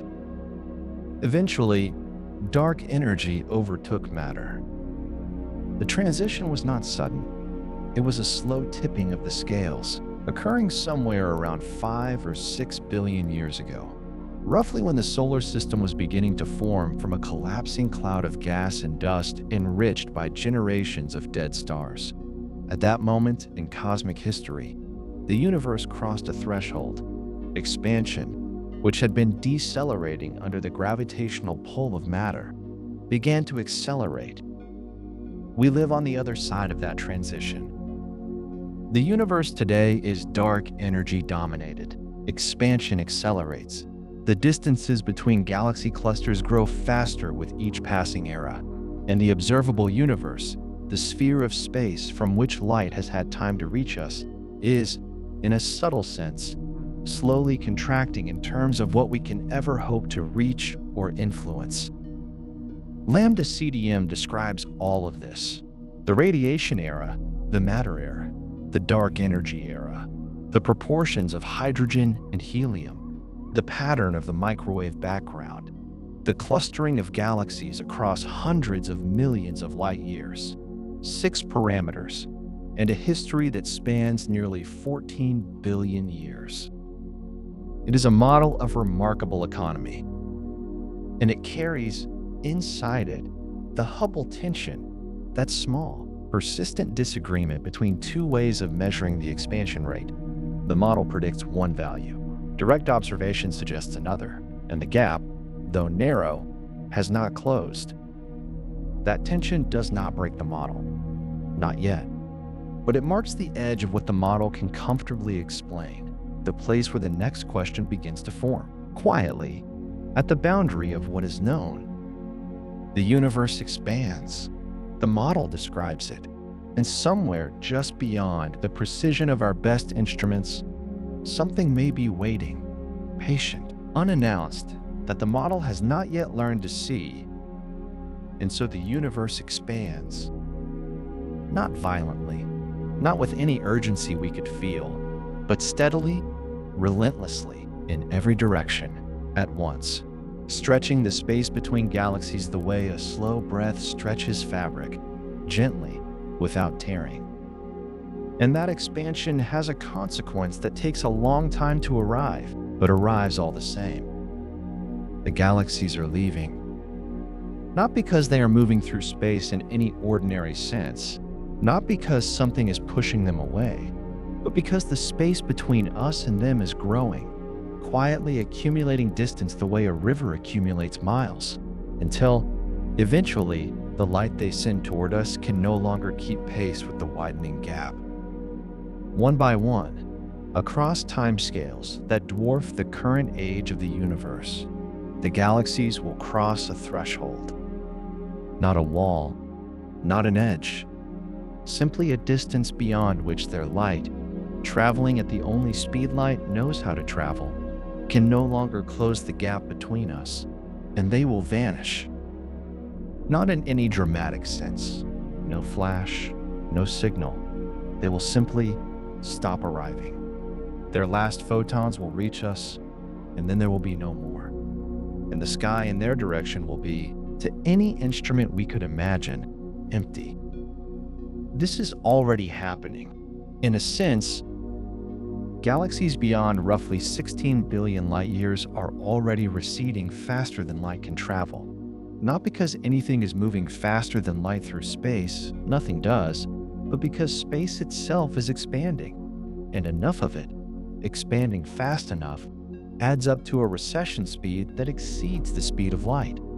Those galaxies are already, in the language of cosmology, causally disconnected from us. Their future light will never reach us. We see them now only because their past light, sent when they were closer, is still arriving. But the galaxies we can still reach, still influence, still receive signals from, those are going too. In roughly 100 billion years, give or take the uncertainty that comes with projecting so far forward, an observer sitting somewhere in what is now the Milky Way would look out at the night sky and find it almost entirely empty of external galaxies. The local group would remain. The Milky Way and Andromeda, by that time long since merged into a single, larger structure. A handful of smaller companions, gravitationally bound, held together by the one force that can resist the expansion, the local pull of mass on mass, strong enough at short range to keep a small cluster of galaxies together, even as the rest of the universe recedes. But beyond that cluster, nothing, or rather, nothing visible. The universe would still be there, vast, continuing, carrying its own history in every direction. But none of it would be accessible. None of it would be sending light that could arrive. The horizon would have swallowed it all, not through destruction, but through distance. That future observer would have no way of knowing. They would look at their sky and see a modest collection of nearby galaxies, and beyond them, darkness. No hint of the 2 trillion galaxies that once populated the observable universe. No trace of the great filaments and walls and voids that stretched across hundreds of millions of light years. No evidence, from observation alone, that the universe was ever anything other than a small, quiet cluster of stars surrounded by empty space. The cosmological model we have built, Lambda CDM, with its 6 parameters and its precise account of the universe's history, rests on evidence that will not always exist. The cosmic microwave background is part of that evidence. That faint glow, the oldest light we can observe, the afterglow of the moment the universe first became transparent. It is already cold, already stretched. The photons that make it up have been traveling for nearly 14 billion years, and the expansion of space has pulled their wavelengths from visible light all the way down into microwaves to a temperature of just under 3 Kelvin, and the expansion will keep pulling. Those wavelengths will grow longer still. The microwave background will shift into radio waves, then into wavelengths longer than any antenna we could reasonably build. The signal will not disappear all at once. It will simply become quieter and quieter and quieter until it falls below any threshold of detection, lost not in noise, but in the slow arithmetic of an expanding universe. The evidence of the first 380,000 years, the plasma era, the moment of last scattering, the delicate temperature fluctuations that seeded every galaxy and filament and void, will become, in time, unreachable, and with it, much of what we know about the early universe. The abundance of helium, that 25% by mass, forged in the first 3 minutes, will still be there, written into the stars. But the context for understanding it, the background radiation that confirms the model, the precise spectrum that matches a black body at 2.725 Kelvin, that context will be gone. Future minds, if they exist, will inherit a universe that has hidden its own origins. They will have the local group, they will have physics, they will have whatever records, if any, survive across timescales that make the current age of the universe seem brief. But the sky itself will not tell them what it tells us. The sky will have moved on. There is something worth sitting with in that. We live in a particular moment, not just in the history of our species, or our planet, or our solar system, but in the history of the observable universe itself. A moment when the evidence is still present, when the microwave background is still detectable, when the distant galaxies are still visible. when the expansion rate can still be measured against a backdrop of structure that stretches across billions of light years. This window is open now. It will not always be. In a cosmic sense, the window has always been narrow. The universe spent its first 380,000 years opaque, its light locked inside a plasma too hot and dense to let photons travel freely. Then the window opened, and we find ourselves, improbably, on the inside of it. During the brief era when the evidence is legible, the information exists. The light is arriving. The instruments are sensitive enough to read it. And what we have learned in the time we have had is that the universe is far larger than what we can see, that our observable sphere, 93 billion light years across, is almost certainly a small fraction of what exists, that the same physics almost certainly holds beyond our horizon, in regions that will never send us a signal, that the universe may be infinite, or may have a topology we cannot yet determine, or may be one of many, or may be something for which we do not yet have a name. We have learned the shape of our ignorance. And that, quietly, is its own kind of knowledge. The observable universe is not a cage. It is a window, and the view from it, available to us now, in this particular era, on this particular world, is enough to fill a lifetime of quiet wonder. The galaxies are still there tonight, drifting slowly beyond reach, but still sending their light across the dark. Still arriving, and still the light comes from sources so distant that the universe was a different place when they released it, from galaxies that may no longer exist in the form we see them, from a cosmos that has been expanding, quietly and without pause, for every moment of the 13.8 billion years since the beginning. The light comes, and we receive it, and we try to understand what it is telling us. That is, in the end, what science does here, at this particular edge of knowledge. It receives the light. It measures the wavelengths. It maps the structure. It builds the best account it can of what the evidence allows. And then, with the same care it brings to everything else, it acknowledges where the evidence stops. The boundary of the observable universe is not a wall. There is no surface there, no membrane, no place where space ends and something else begins. It is simply the distance that light has been able to travel in the time the universe has existed. A horizon, in the truest sense.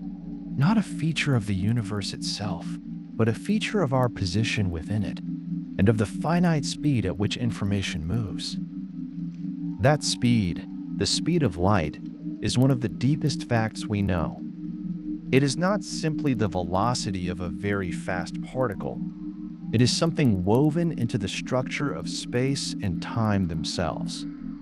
According to the physics we have, nothing with mass can reach it. And light itself, which has no mass, does not travel at that speed because it is fast. It travels at that speed because it has no choice. It is not moving through space the way a stone moves through air. It is, in a sense, the rate at which causality itself propagates. The speed at which one event can influence another. The speed at which the universe communicates with itself. And that speed has a consequence, a profound and quiet one. It means that distance and time are the same kind of thing, that looking outward is always also looking backward, that the light arriving tonight from a galaxy 10 billion light years away left that galaxy 10 billion years ago, when the universe was young, when the stars in that galaxy were younger, when the atoms in that light had never yet touched a detector or a human eye. We are not seeing the universe as it is. We are seeing it as it was, at many different depths of time, all arriving simultaneously at this one small point in space. And beyond the farthest light we can receive, beyond the particle horizon, the universe continues. It does not stop because we cannot see it. Space goes on, carrying its own history, its own galaxies, its own slow drift of matter through the dark.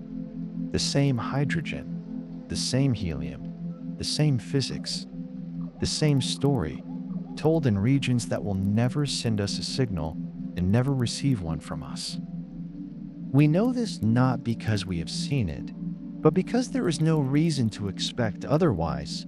The universe, as far as we can tell, does not arrange itself around our ability to observe it. It simply is, in all directions, to whatever extent it extends. And the matter out there, if it exists in the way our models suggest, is made of the same things we are made of. That is worth sitting with for a moment. The atoms in a human body were not always here. They were not always atoms at all. In the beginning, in the first few minutes after the Big Bang, the universe produced hydrogen and helium and almost nothing else. The heavier elements, the carbon, the oxygen, the iron, the calcium, did not exist yet. They had to be made. And they were made inside stars. A star is, among other things, a furnace. Gravity pulls hydrogen inward until the pressure and temperature at the core become high enough to fuse nuclei together. Hydrogen becomes helium. Helium, under greater pressure, becomes carbon. Carbon becomes oxygen, neon, silicon. Each step releases energy, and each step produces something heavier than what came before. This process, stellar nucleosynthesis, is how most of the elements in the periodic table were forged. Not in a laboratory, not on a planet, but in the cores of stars that lived and died long before our sun existed. And when a massive star reaches the end of its life, it does not simply go dark. It collapses, and then it explodes, a supernova, releasing more energy in a few seconds than the sun will release in its entire lifetime. In that explosion, elements heavier than iron are forged, in conditions so extreme that they cannot be replicated anywhere else in the ordinary universe. Gold, uranium, the heaviest atoms we know. And then the debris spreads outward. Slowly, over millions of years, it drifts through the interstellar medium, mixing with other clouds of gas and dust, seeding the next generation of stars and planets with the elements the previous generation made. Our solar system formed from one of those clouds, a cloud already enriched by the deaths of stars that came before.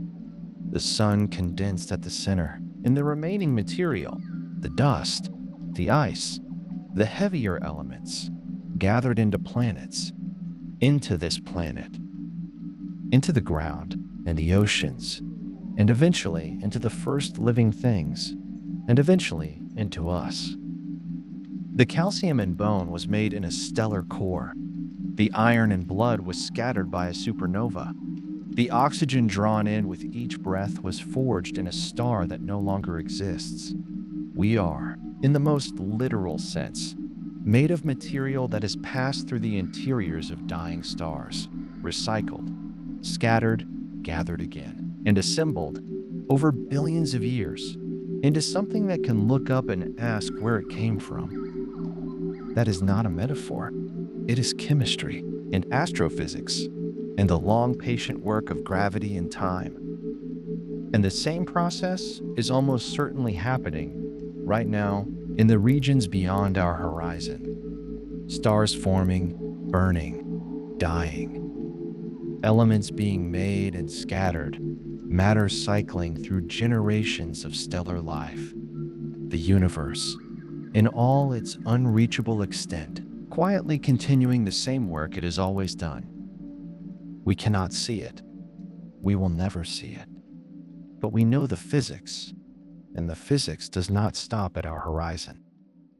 That is what it means to map the limits of observation. Not to be defeated by them, but to understand them clearly enough to say, here is what we know, here is how we know it, and here is where the knowing stops. not because the universe stops, but because the light has not had time. That clarity is one of the quieter achievements of the science that has been done in the last century.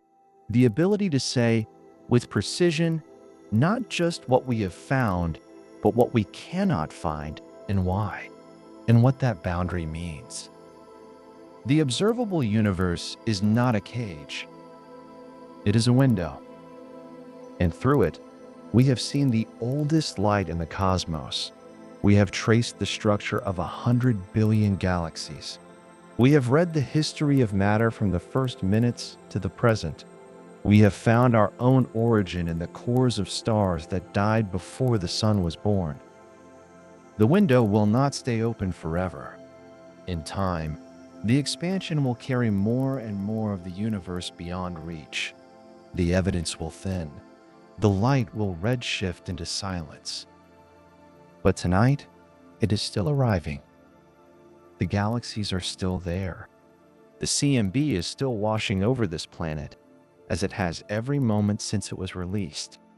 The atoms in this body are still carrying the memory of the stars that made them. And somewhere, unimaginably far beyond the edge of what we can see, the universe continues, carrying its own light, its own history, its own quiet enormity, into distances that have no name. Still there, still going. And so we rest here, at the edge of what can be known, not in defeat, but in a kind of quiet completion. The universe has given us what it can. Light, traveling for billions of years, arriving at this small planet, carrying its history, and we have learned to read it.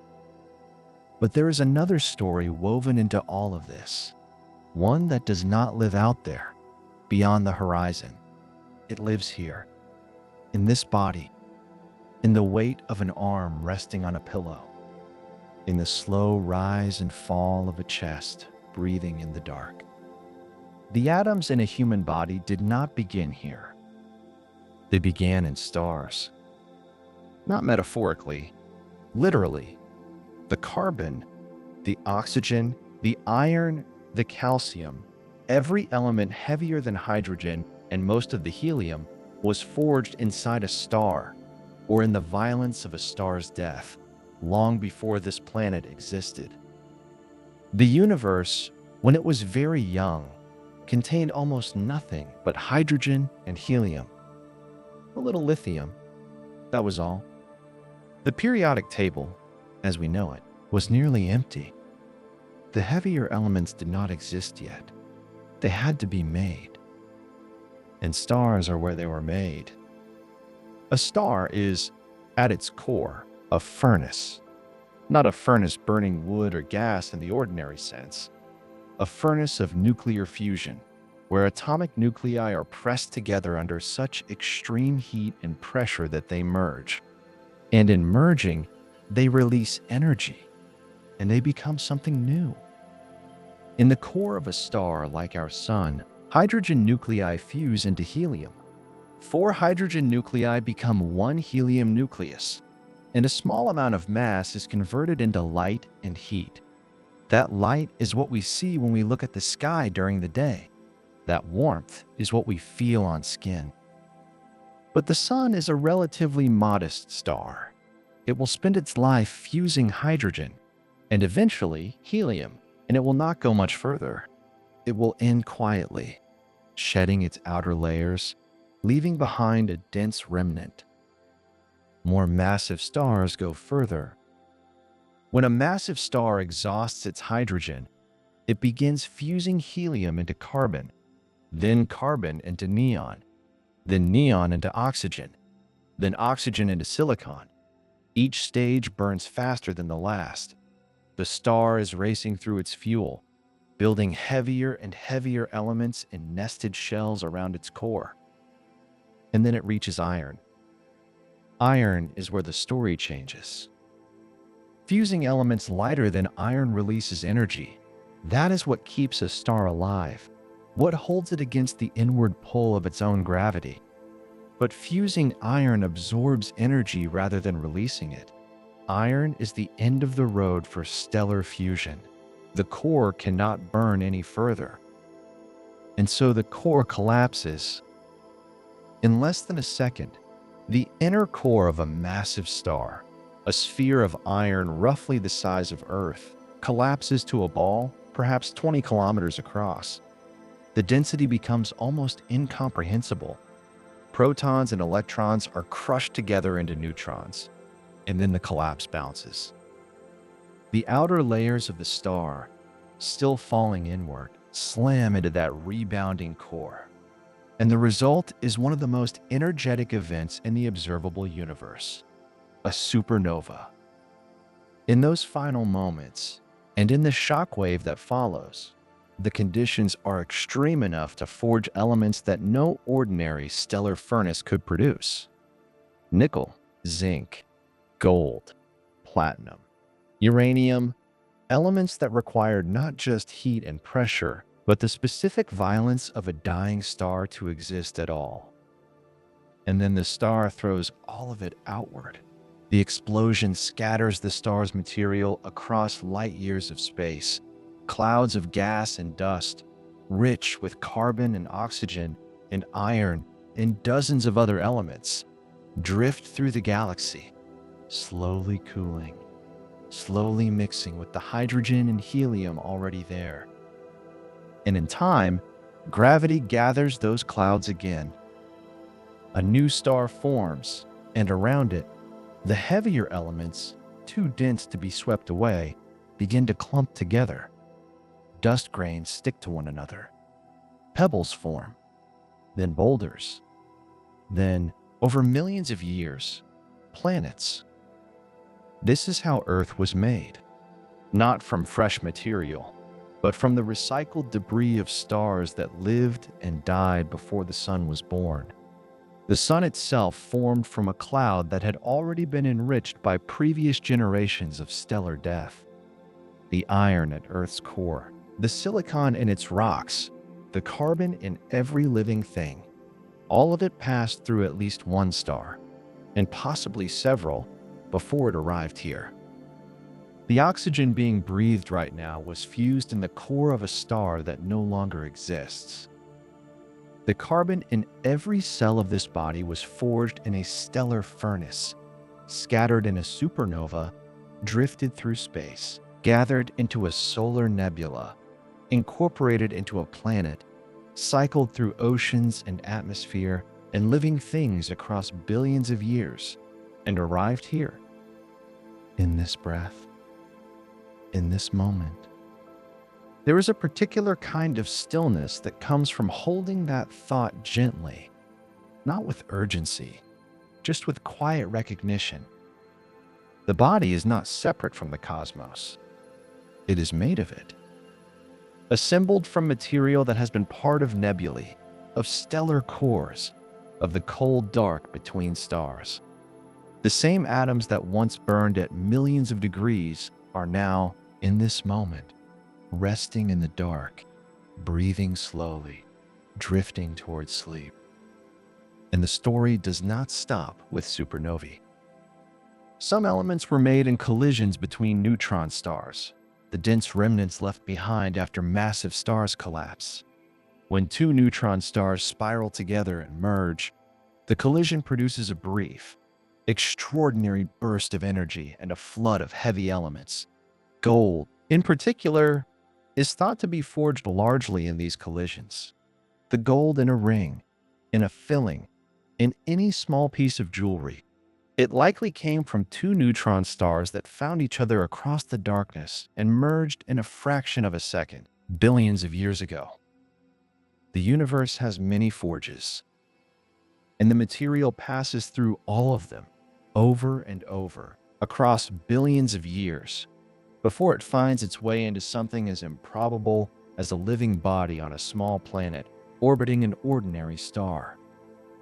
There is a word sometimes used for this, stardust, and it is accurate, though it can sound too poetic to feel real. But it is real.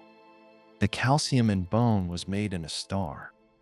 The iron carrying oxygen through blood right now was forged in a stellar core or scattered in a supernova. The phosphorus in every strand of DNA was processed in the nuclear furnace of a star that died before this solar system existed.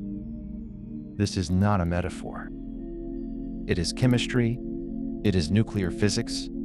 It is the actual history of the matter that makes up a human being. And so, when the observable universe feels vast and distant, when the numbers become too large to hold, when the light years stretch beyond imagination, there is this other way of meeting it. Not by looking outward, but by recognizing what is already here. The universe did not stay out there. It came here. It assembled itself over billions of years into forms that can breathe and think and lie quietly in the dark and wonder where they came from. The answer, as far as we can tell, is everywhere. From the cores of stars, from the debris of supernovae, from the cold clouds between galaxies, from the first 3 minutes of the universe, when helium was forged in the heat of the Big Bang itself. All of it, here, now, resting. The light is still arriving. The atoms are still carrying their history. And somewhere, in the quiet of this moment, the universe is present, not as something distant and unreachable, but as the very substance of this breath. Still here, still going. And still, there is more to say. Not about what we are made of. That has been said, and it is enough. But about where all of this sits. About the container that holds it. The observable universe spans roughly 93 billion light years across. That number is worth sitting with for a moment, not to be startled by it, but simply to let it rest in the mind like a stone settling to the bottom of still water. 93 billion light years. And yet the universe is only about 13.8 billion years old. Those two numbers seem to contradict each other at first. If nothing travels faster than light, how can the universe be wider than the distance light could have crossed in its entire lifetime? The answer is that space itself has been expanding. The light did not travel through static space. It traveled through space that was stretching as it moved, like a swimmer crossing a river that is itself widening. The far shore ends up much farther than the swimming alone would suggest. This is not a loophole. It is simply what space does. And the speed of light, that number, roughly 300,000 kilometers every second, is not merely a speed. It is something deeper than that.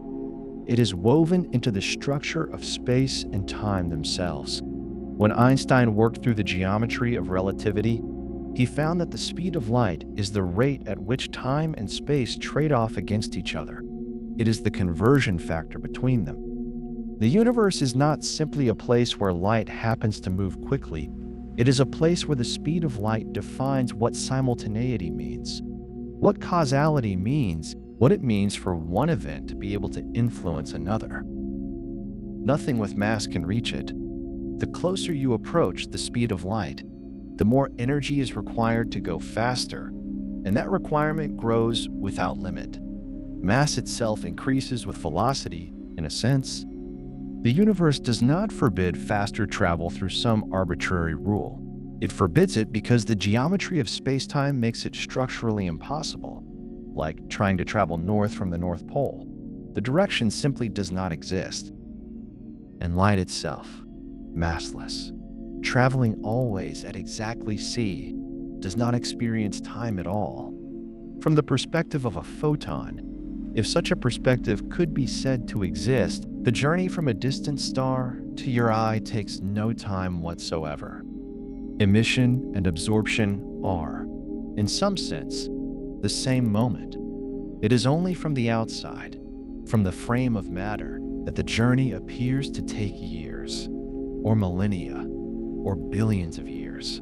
The CMB photons now arriving at Earth, They have been traveling for about 13.8 billion years, and yet the surface they came from is now roughly 46 billion light years away, because the space between here and there has expanded in the time since they were emitted. They carry information from a universe that no longer looks anything like it did when they left. That is the oldest light we can observe. Before it, there is a wall, not a physical wall, but a wall of opacity. The early universe was a hot plasma, and light could not travel freely through it. For the first 380,000 years, the universe was essentially opaque. Then it cooled enough for electrons and protons to combine into neutral hydrogen, and suddenly the universe became transparent. Light streamed outward in all directions. That light is the CMB, still arriving, cooled now to just 2.725 degrees above absolute zero, a nearly perfect black body, carrying the faint imprint of temperature fluctuations 1 part in 100,000, the seeds of every galaxy, every filament, every void that followed. Beyond even that, beyond the CMB, beyond the particle horizon, space continues, possibly without limit. The observable universe is not the universe. It is only the region from which light has had time to reach us.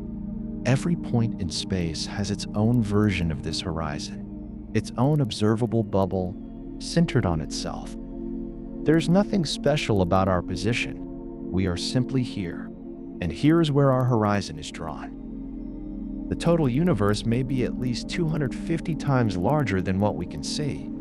Some models suggest it could be effectively infinite. If it is infinite, then every possible arrangement of matter repeats, somewhere infinitely far away.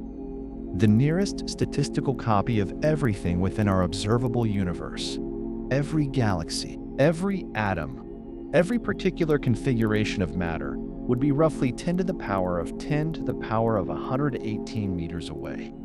A number so large it has no name worth giving it.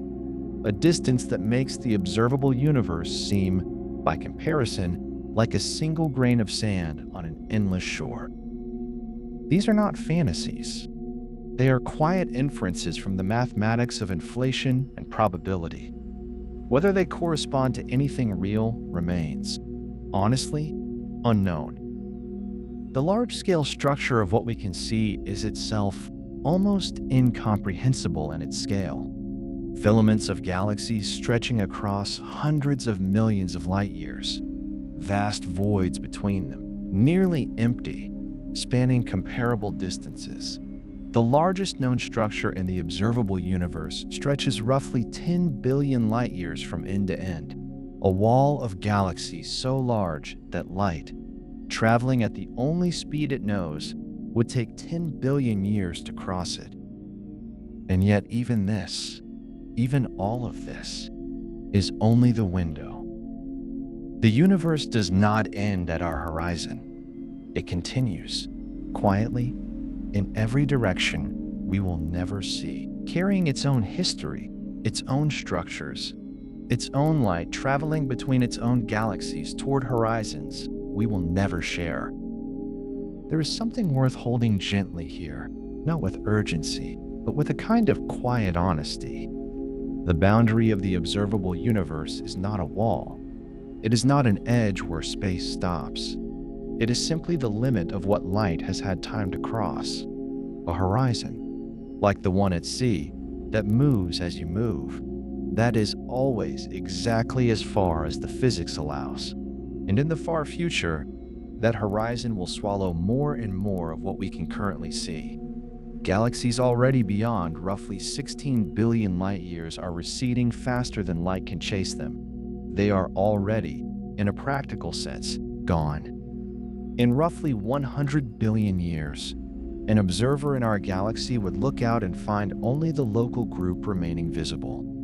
All the rest, the 2 trillion galaxies we can currently count, would have crossed the horizon, one by one, into permanent invisibility. Future minds, if they exist, may have no way of knowing what we know now. The CMB will have redshifted into radio waves too faint to detect.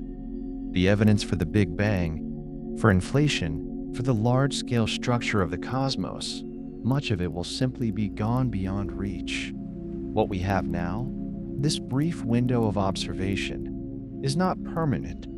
It is a particular moment in the universe's history when the evidence is still available, still arriving, still legible. That is its own kind of quiet wait. Science can describe the observable universe with precision.